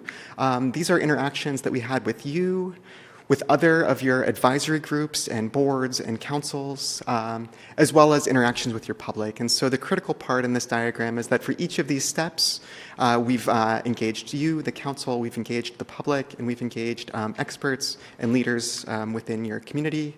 And here we find ourselves towards the end of this process. Here's an image of that very early engagement. In this engagement, some of you were there. We met with parks, and we met with arts, and we met with business owners and landowners. You'll recognize some of the folks in this image, and we've really appreciated the council's involvement through this process. What I think is actually so cool about this process is that we didn't have separate processes. The council was there along the way with the process, with the public. This is democracy in action, and it was really exciting to be a part of. Overall, through with your community, we think we engaged 1,500 people. These were through a series of surveys, workshops, open houses. And you can see on the left side of this image, our strategy was that, of course, the public was the backbone of our engagement, but there were others that we were pulling into this engagement. So you, the council, elected officials in the city boards and commissions, we worked very closely with, organizations and entities. These are the kind of civic leaders within your community. And we also had a strategy of targeting specifically underrepresented groups. And so some of those groups you can see here on the screen. We had targeted outreach with youth at the schools, targeted outreach with workers around their commutes, as well as a number of engagement and virtual workshops. Later in the process, again, here in this room, you can see this was our visioning workshop. This was really exciting. It's exciting to see the energy that your community brings to this process, to the passion that they have for this place. It's infectious, truth be told. And again, members of your community on this council were here through the process. And again, we've really appreciated this combined process where we were doing everything together with the public and with the council. Based on this outreach and engagement, we developed a series of themes with you and with your community. You can see them here on the screen. They were around housing, they were around amenities, zoning and planning, open space and natural systems, community feel, resilience and climate. I heard many of these things, in fact, come up this evening from various council members. These have been and continue to be our concerns as well. Under housing, I'll just point out a couple here. That some of our themes and goals were around supporting urban scale multifamily housing, providing a diversity of housing types for diversity of people, including a range of affordable and mixed income development, and locating new housing and amenities near transit centers that could accommodate density more easily.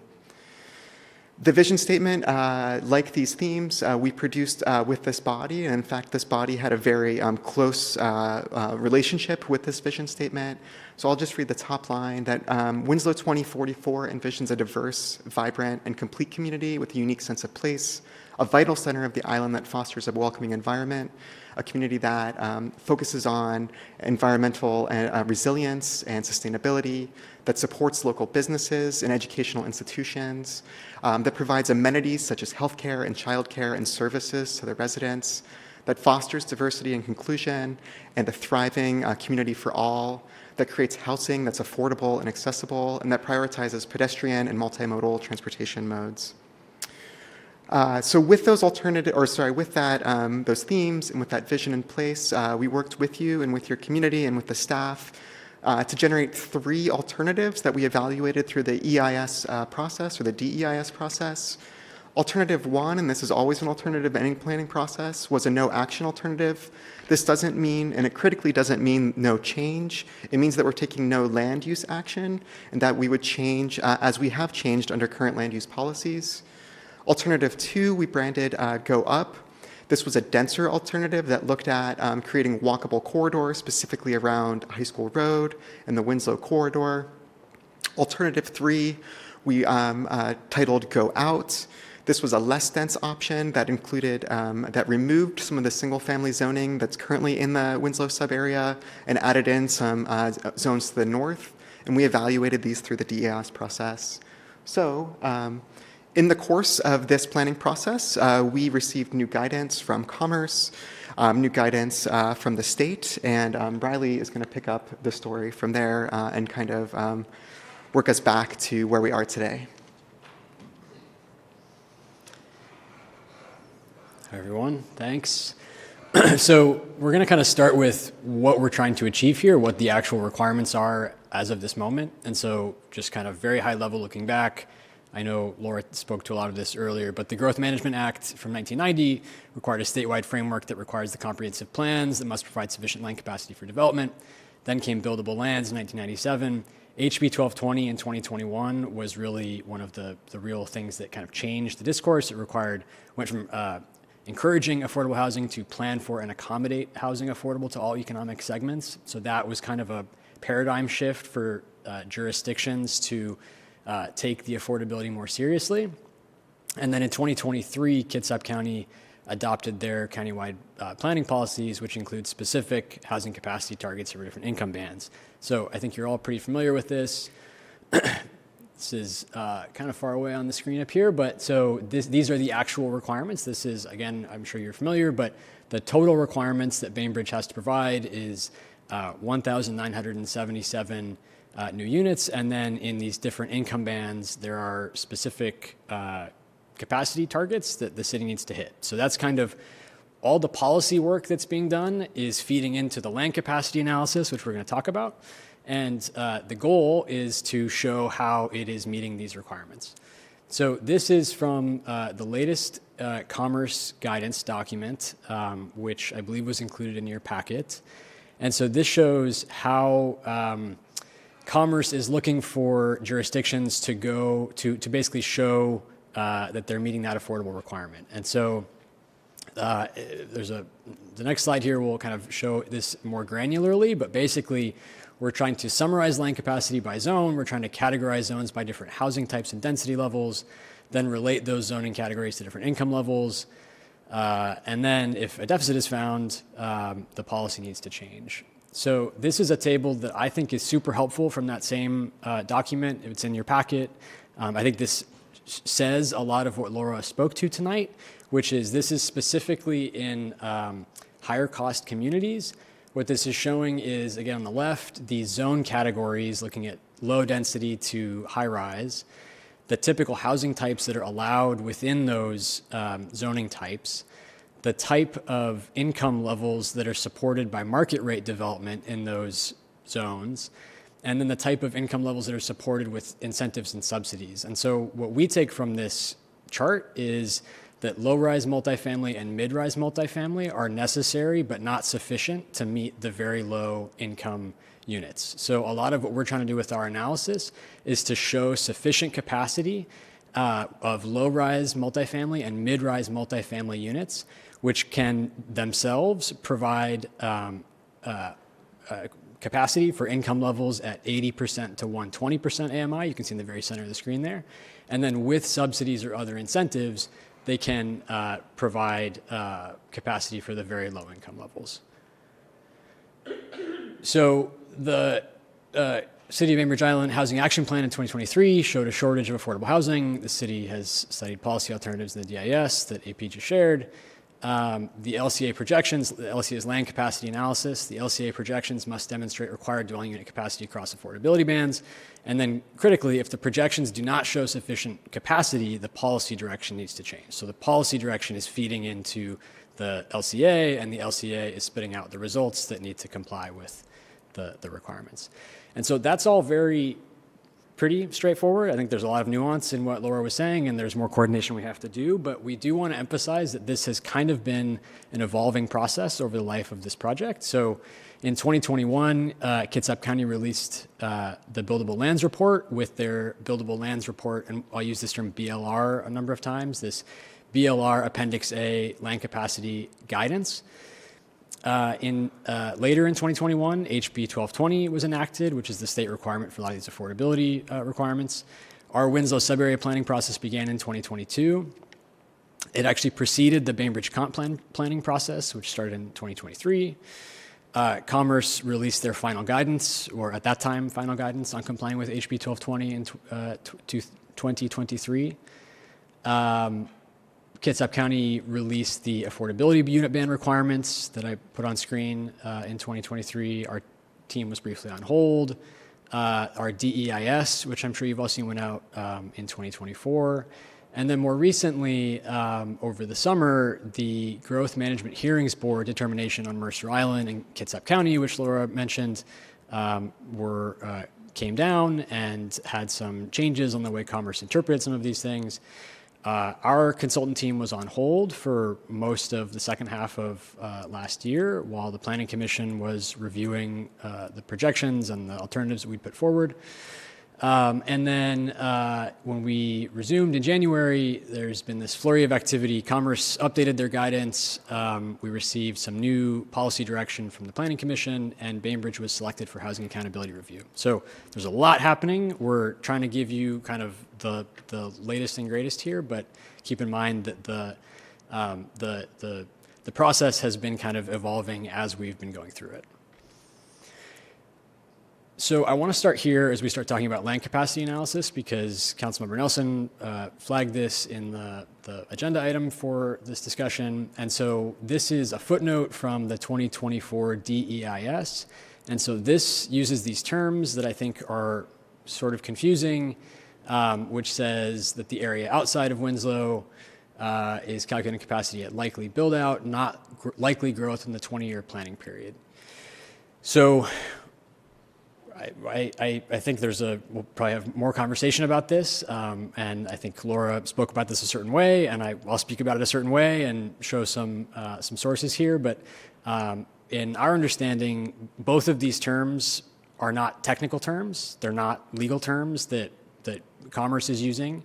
So I think they have potentially created some confusion in their use in that footnote. Both the BLR, which is that's the county methodology that was used outside the island, and the Winslow methodologies are based on the same framework, and they're designed to comply with the same requirements. But there are differences in methodology within this framework due to differences in the character of the areas being evaluated. And we'll get into those in a little bit more detail here. So this is the framework, and I call it a framework because it allows quite a bit of flexibility within the framework, but this is from the BLR 2021 document. This is their guidance. It's a very long appendix document, but essentially, I'll try to be brief here, but this walks us through 9 steps. So step 1 is an infrastructure review. Step 2 is define and develop status and classify parcels in certain ways. Exclude parcels unlikely to develop. Identify critical areas. Identify future roads and right-of-way needs. Identify future public facility needs. Account for unavailable lands, so that's sort of lands that we probably won't develop because of market reasons. Determine net acres by zone, so the net acreage that is sort of available for development after those other factors are taken out. And then apply density in each zone to calculate housing unit capacity is step 8 there, second from the bottom. And then step 9 is apply household size to calculate population capacity. So obviously, within each one of those steps, there's a huge amount of assumptions and processes that go into calculating that. This is Kitsap County's 2021 framework for complying with state requirements. So it does allow for variation and flexibility within that framework. This framework is the framework for both the city's 2021 BLR analysis and the 2024 DEIS analysis for the area outside of Winslow and the ongoing Winslow analysis. So the changes we're talking about all occur within that framework. And then finally, this framework predates HB 1220, so it does not include any methodology for projecting affordable units. This is also from that 2021 document. So this is a line from the introduction that says cities may employ variations to the assumptions used in the methodology with proper show your work documentation to account for local circumstances. So Patty just spoke to this. I think Laura spoke to this also.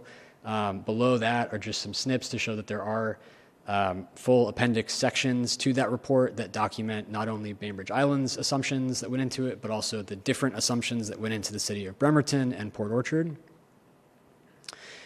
And then I want to zoom in particularly on step 8, because I think that this is kind of the crux of the footnote to the DEIS and some of what Councilmember Nelson was getting at, which is sort of once you have the amount of acreage that is potentially available for development, what kind of density are you applying in your projections? What does it mean to apply density?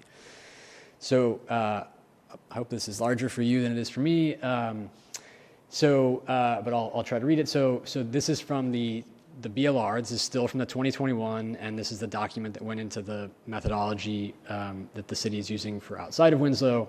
So this says, assumed densities are those densities in which future development is expected to occur. And so then that goes on. Achieved density can be a starting point for determining assumed density. However, jurisdictions must draw upon local circumstance. I'll kind of skip to the bottom. So always consider the impact of regulations such as setbacks, height limits, and parking requirements on development feasibility when selecting a reasonable assumed density. So this doesn't actually refer to like maximum FAR or maximum density. This specifically speaks to densities in which future development is expected to occur based on a variety of local factors. This is the no, thanks.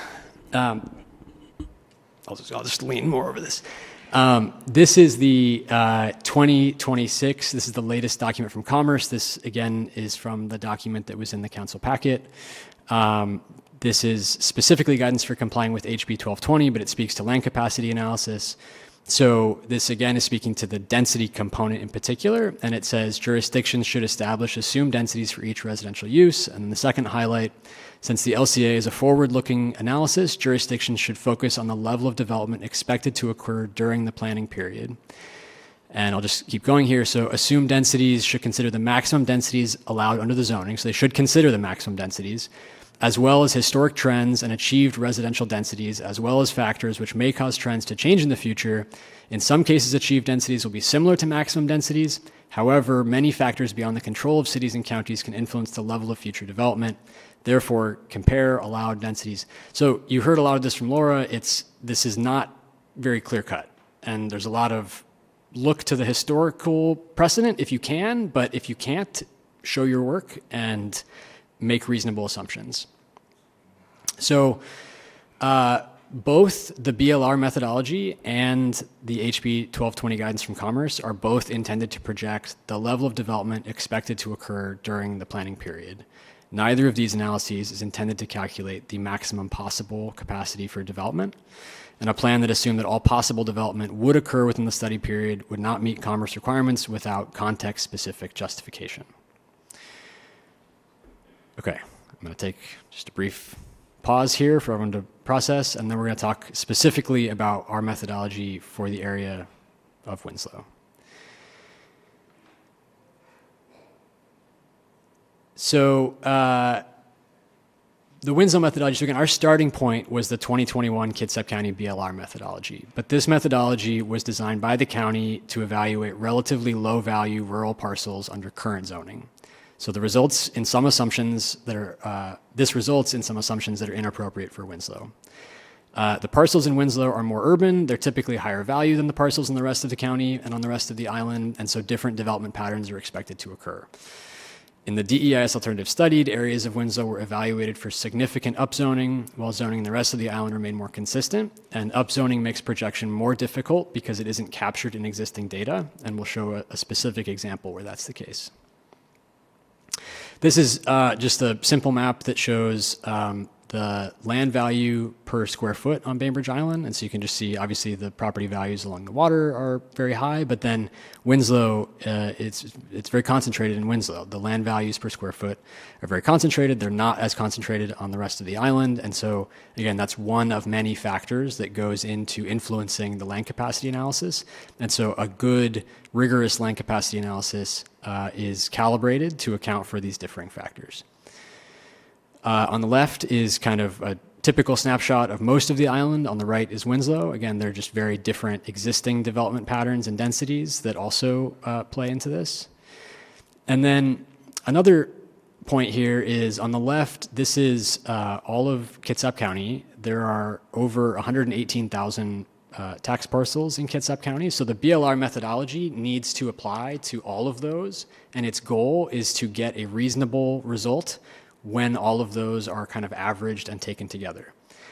The city of Bainbridge Island has over 11,000 tax parcels, but the area of Winslow sub-area of Winslow has less than 2,500 parcels. So it's much easier to sort of spot check our work and go in and see what a given parcel is projecting, and is that correct, right? That's not something you can really do when you're analyzing 118,000 parcels, but it is something where we can show the results that we're getting, and work with the city staff and try to understand, is this methodology appropriate for the conditions that we're seeing in Winslow or not.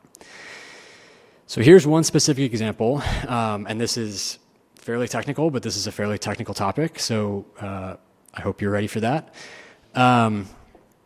This is one of the steps from the BLR methodology. This applies to mixed-use development. So what this step says is it's trying to evaluate whether a parcel has the potential to redevelop or not, whether we should project capacity for it or say there's no capacity on this parcel.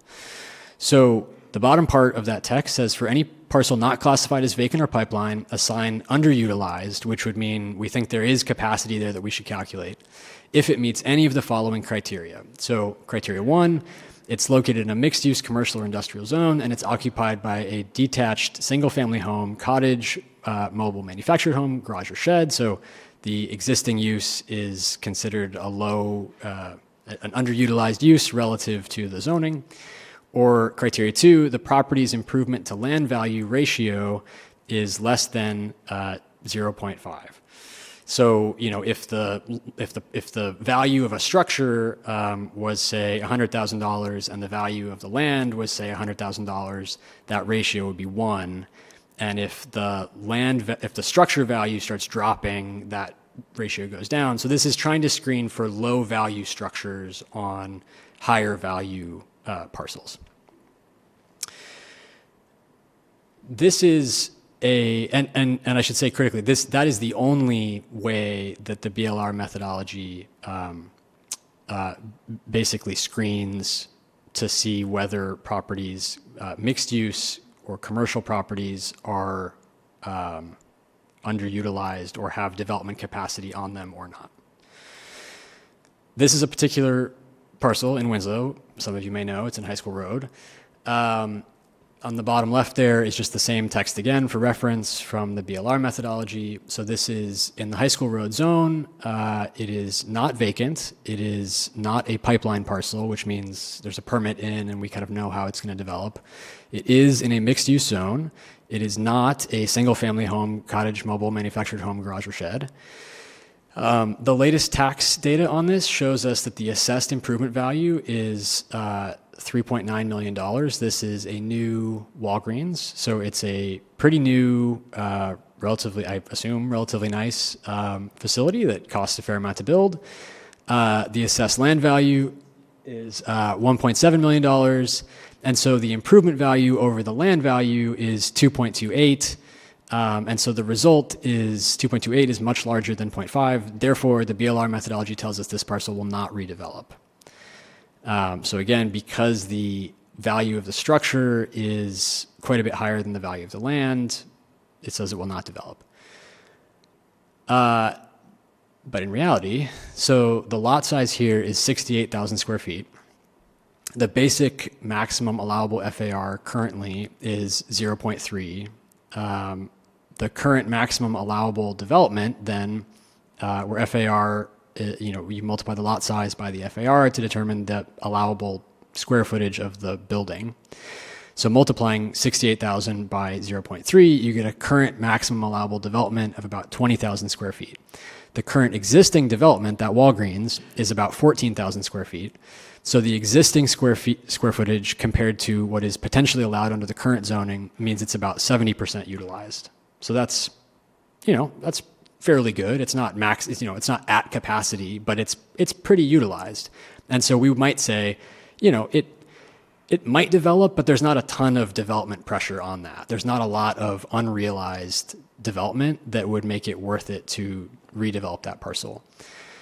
However, there have been a number of different options analyzed, but DEIS Alternative 2 looked at upzoning High School Road to a 3.5 FAR. So under a 3.5 FAR, multiplying that by the lot size of 68,000 square feet, you could develop 238,000 square feet of building on that site.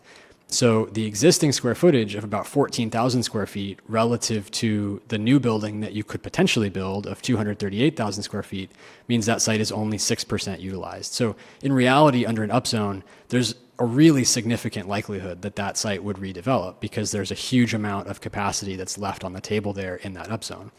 The problem is that when a property is upzoned, the land value is expected to increase.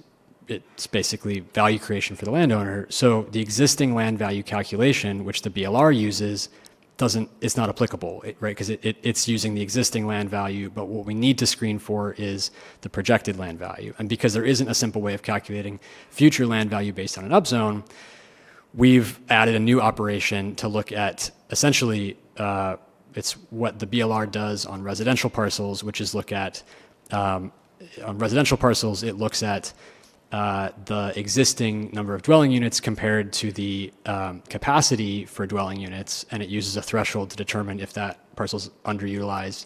We're now doing the same thing with FAR and just saying directly, what's the comparison between the existing square footage on the site and what could be potentially built.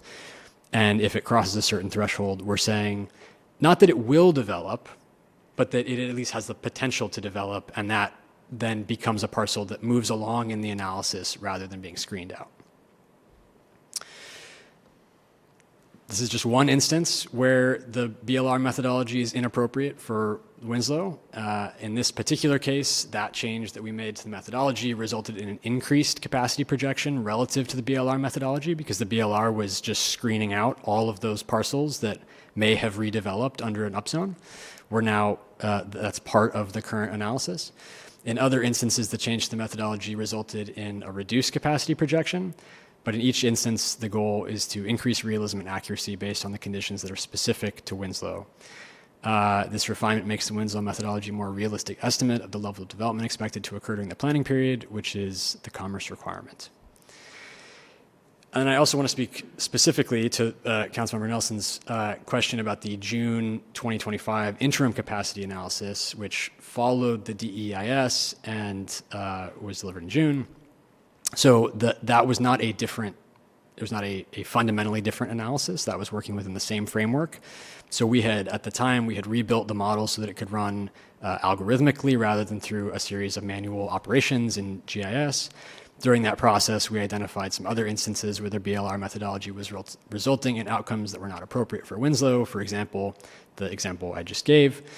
So some additional adjustments were made, some of the probability variables to reflect changing market conditions, since we had previously done that in 2023-24. So these were refinements to the Winslow methodology. This was not a fundamental new approach. And then to close here on next steps, so I mentioned already, so our consultant team was on hold from July to January. Commerce made some updates to their methodology in January, and we've been processing those. And then the Planning Commission provided new policy direction at the end of 2025. And so going from a mandatory inclusionary housing policy, which was evaluated in the DEIS, to a voluntary inclusionary housing policy actually requires modifications to the methodology itself to project utilization rates or participation rates for each of the voluntary programs. And those need to be consistent with updated Commerce guidance.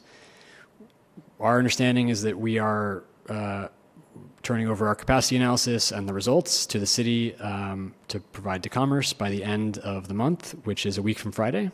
So we're down to it on this first round of projections, and we're working really hard to try to accommodate and update the methodology to accommodate the voluntary inclusionary housing policy directed by the Planning Commission. And we're hoping to have results end of this week, early next week, so that we can get those over to Commerce. Thank you for your time. Happy to take any questions.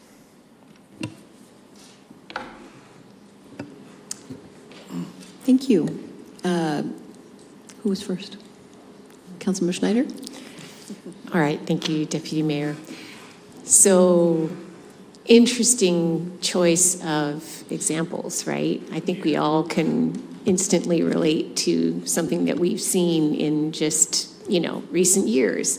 And so the idea that a building that was built less than 10 years ago, I think, it's sort of hard to believe that it would have a high likelihood of being redeveloped. But I remember asking that question, really wanting in my heart to sort of preserve existing buildings and all that. And I remember asking my dad that, decades ago. And he said, well, those buildings are only really meant to last 15 or 20 years. And I went, what? So my question to you is, what's the likely lifespan of a building like that? Now, I get that that's not the only question to ask, right? Another question is, well, some people don't care what the lifespan of a building is. They're just going to tear it down if they can make more money by putting something else there. But from sort of a conservation of resources potential, what sort of methodology do you use to supplement what you just talked about with the likelihood of a building like that being redeveloped? Because 15 years or 20 years goes by really quickly, and it's certainly within the time frame of this conversation.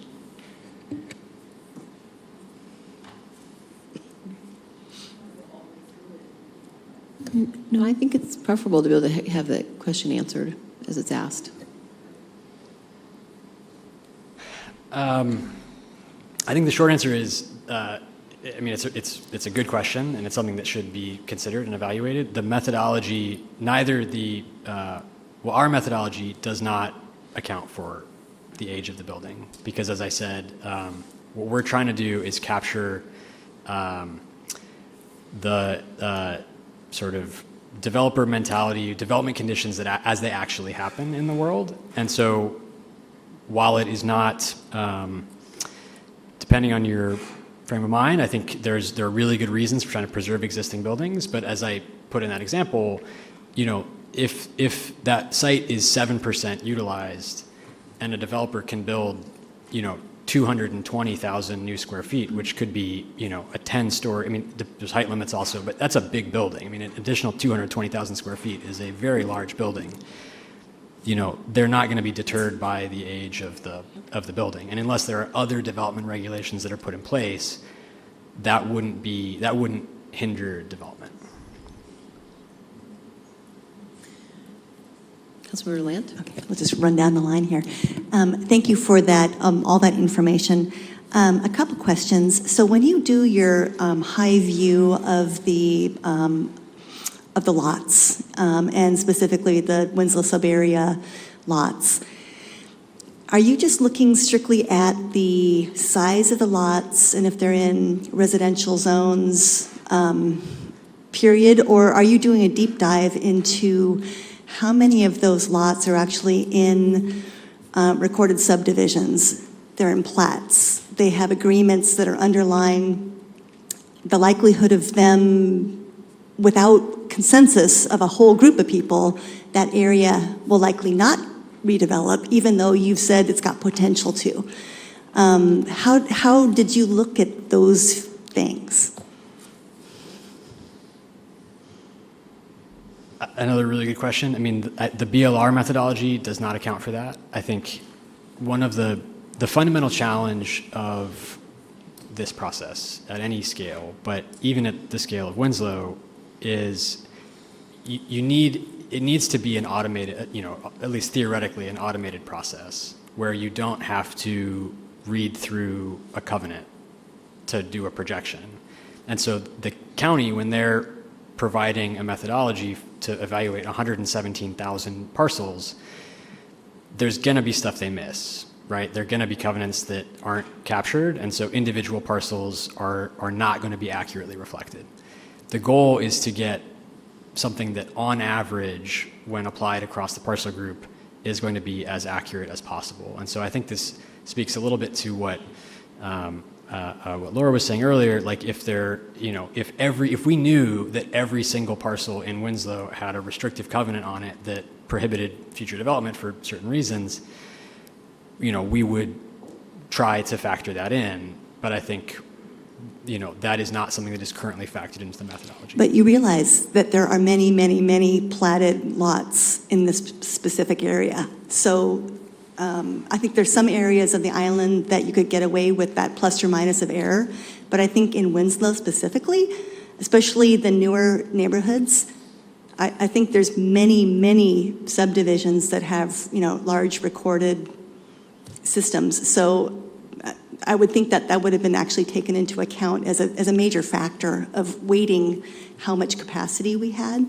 And my one last question is, as far as an automated system, and I'm going to beat you to the punch, AI, how much of this is pull a trigger and see what other jurisdictions have come out with, and how much of this is automated through like the county's usual methodology? Does that make sense? Are you asking about AI? Yeah. Use of AI? Mm-hmm. No use of AI. Okay. I wish we could use AI more. Just checking. Yeah. Thank you. Councilmember Nelson? No, listen, I would say I very much appreciate the presentation. It's very helpful. And I think, are you guys able to share a copy of that presentation with us? It's not just to sort of chew on. So, going back to the footnote, I know it's not technical, I know it's not what Commerce said, but is it accurate? Because you're sort of questioning the way it was said. Is it accurate that outside of Winslow it's modeling likely build out, whereas inside it is just the 20-year planning period?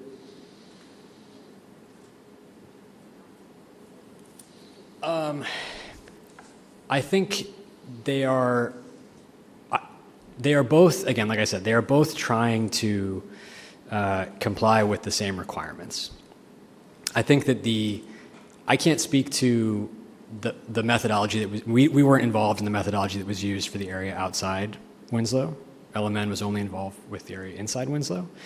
And so our analysis working with the city was that it made sense to assume that there would be, the development would be further from reaching its maximum capacity inside Winslow than what was used to calculate the area outside Winslow. And part of that has to do with upzoning also, right? The area outside Winslow wasn't being considered for, I think there may have been some very small rezonings, but there wasn't a big increase in capacity, whereas inside Winslow, especially for the DEIS options, we were looking at, in some cases, a really substantial increase in allowable FAR. So we were much further from, the existing level of development was much further from the potential level of future development. And just what you did inside Winslow were you only looking at the 20-year planning period, or did you look at what was likely to develop or what likely would build out would be based off of the current or hypothetical zoning? Or were you just limiting to what would develop in the 20-year planning period? That's kind of what I'm hung up on. Well, so I think what we tried to cite in that presentation is both the BLR methodology and the county guidance for HB 1220 is supposed to look at the planning period. I mean, they are both studies that are about a planning period. And so our analysis was looking at what level of development is expected to occur within the 20-year planning period. Okay, so the answer is yes. Okay.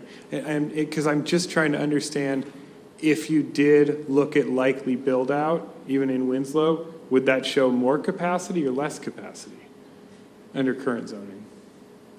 And when you say likely build out? I mean likely build out based on the zoning, if you took it to its sort of logical extreme. Like maximum possible build Not out. maximum possible, likely, but not under any time frame limitations.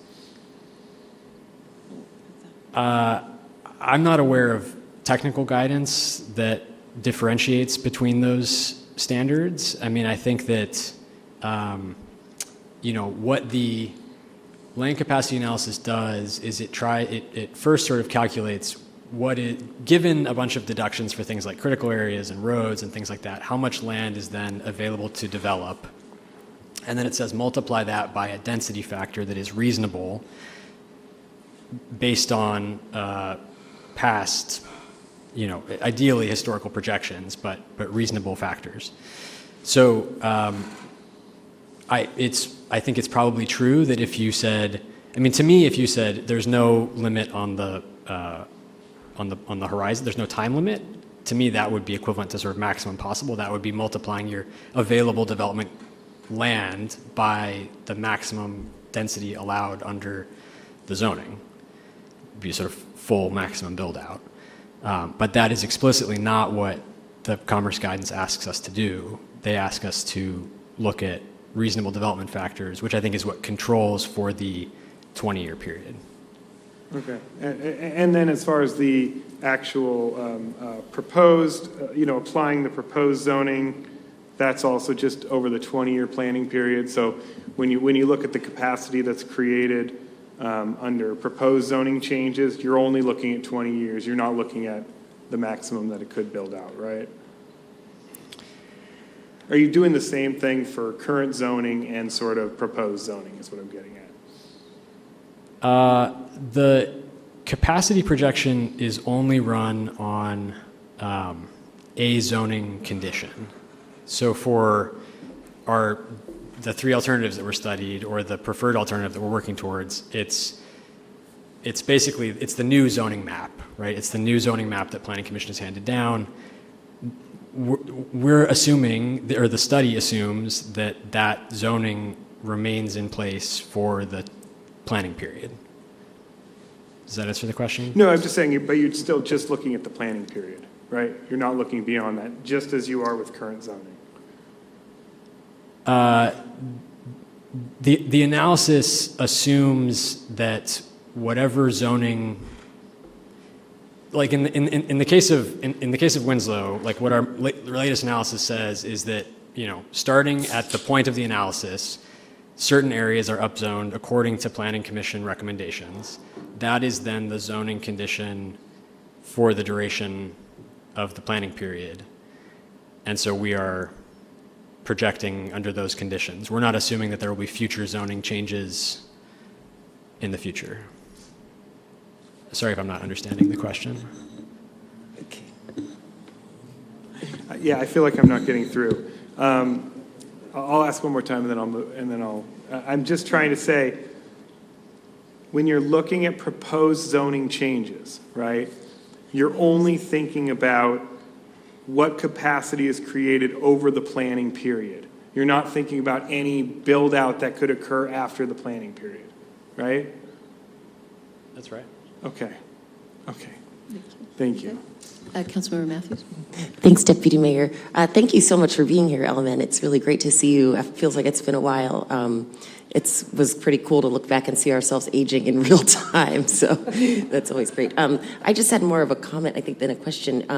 So it's very interesting, that parcel that you chose, which is the Walgreens, the photo was actually before. Now it's an affordable housing development. So it's really a great example of seeing, actually, it was not as unrealistic as those changes could seem. And then this was just a suggestion for my colleague, because I think these are great questions, and I get where you're going.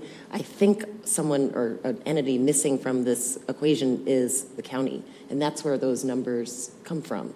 I think so. It's where our initial, the KRCC, the initial allocation of the numbers. So I think maybe we could, yeah. Okay. Anyone else? I guess I don't want to beat a dead horse, but I do kind of want to see if I understand. I think what were you talking about? Were you saying you're asking, in determining our existing capacity, only what is expected to build in 20 years has been looked at? Then, when in determining what we're going to get from proposed zoning, we're only looking at bit 20. So no one's talking about what the full build out would eventually potentially be. I think that's what I'm hearing. Okay. Mayor Okay. Milwaukee. Yep. Thank you, Deputy Mayor. Just want to end it on a light note, and thank you, Councilmember Matthews, because you kind of jumped the gun on me. But everybody here knows that I love sci-fi, so when I was highlighted, it was amazing. I went back in time where I had dark hair, so I appreciate that very much. Okay. Any other comments or questions? Looks like not. Thank you so much for coming and providing all of this information. I think it was all, we understand better. I really appreciate it. Thank you. So I think that our last item, committee reports. Yep, committee reports.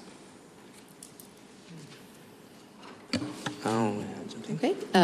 Mayor? Yeah, thank you very much. Today we had the Kitsap Transit meeting. One thing I want to highlight and give kudos to the agency. After the Seahawks won the Super Bowl and then they decided when they're going to have the parade, the agency had 5 days to figure out what to do. They overloaded their fast ferries where they're double shifted. They managed it very well. People were very happy. That agency really is reflective and nimble, and it's a really good thing that they served all our community. A personal note, on Thursday is the Day of Remembrance. That's when Franklin Delano Roosevelt signed the executive order that started all the unconstitutional actions, which tend to be being repeated right now. And at the site, if you're welcome to go there, the Parks Foundation is having a day cleanup, and so there's still opportunities to clear out weeds and such for the upcoming March 30th event. And I had one other item.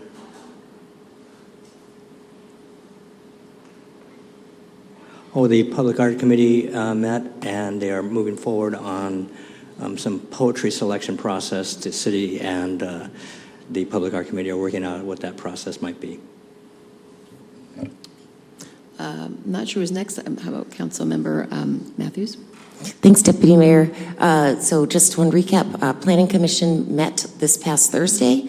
There were either 3 or 4 public commenters, and then Planning Commission got right to work. I believe every motion was made or every vote was unanimous, and they were really doing some good work.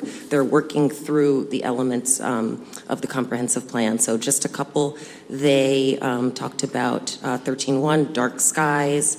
They were interested in invasive species, which were some things that we hadn't thought about, and having a specific campaign that addresses invasive species and encouraging residents to look for and report them, as well as preserving existing farmland and encouraging small-scale farming.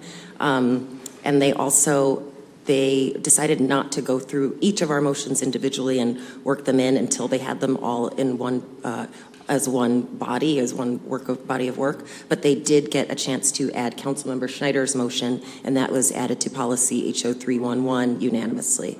And they also worked on HO 6.6, which was to change the language to encourage development and conservation programs that co-locate housing and land conservation. So really, really good work done. I won't go through all of it, but it's really great to be back with the Planning Commission. Some of us went to see the Port Gamble water waste treatment facility this morning, myself, Councilmember Lant, and Councilmember Nelson, as well as Malcolm Gander, a member, one of our community member. And it was really great to see some of that. We learned lots from KPUD, as well as heard some of what Councilmember Nelson was referring to earlier with our needs for conservation efforts. So I'm sure we'll talk about that more. And then last but not least, we lost Jesse Jackson today. So I just wanted to think about him a little bit and to really think about many of the things he did for his country. And I still remember that Sesame, there's something when I was really little, I am somebody. So just everyone remember you are somebody, and sending love to everyone today. Thank you. Councilmember Lant? Thanks, Deputy Mayor. I just want to give a shout out to Mayor Morawaki, who I saw at the WashDOT open house last week regarding the proposed roundabout at 305 and High School Road. It was a very well-attended function. Many people in the parking lot digesting what they had heard, and more to come on that. I believe March 24th, WashDOT will be here at City Hall during a council meeting to have another presentation of what their proposal is. So put that on your calendar, folks. And I wanted to give a little shout out to one of our community members who is reaching out to get the city involved in World Cup stuff. There is a big deal going on in different cities, and our city is slowly moving our way to having some functions. So June 12th and July 19th, Bainbridge Rowing Club will have some activation events for the two matches, or more than two matches, that will be happening those days. And then Pleasant Beach Linwood Center, so moving down these activation parties, if you will, these watch parties in June, late June, for some more. So just giving a shout out, and more to come on World Cup activities. Thanks. Great, thank you. Seeing no more, anything from the city manager, we are adjourned.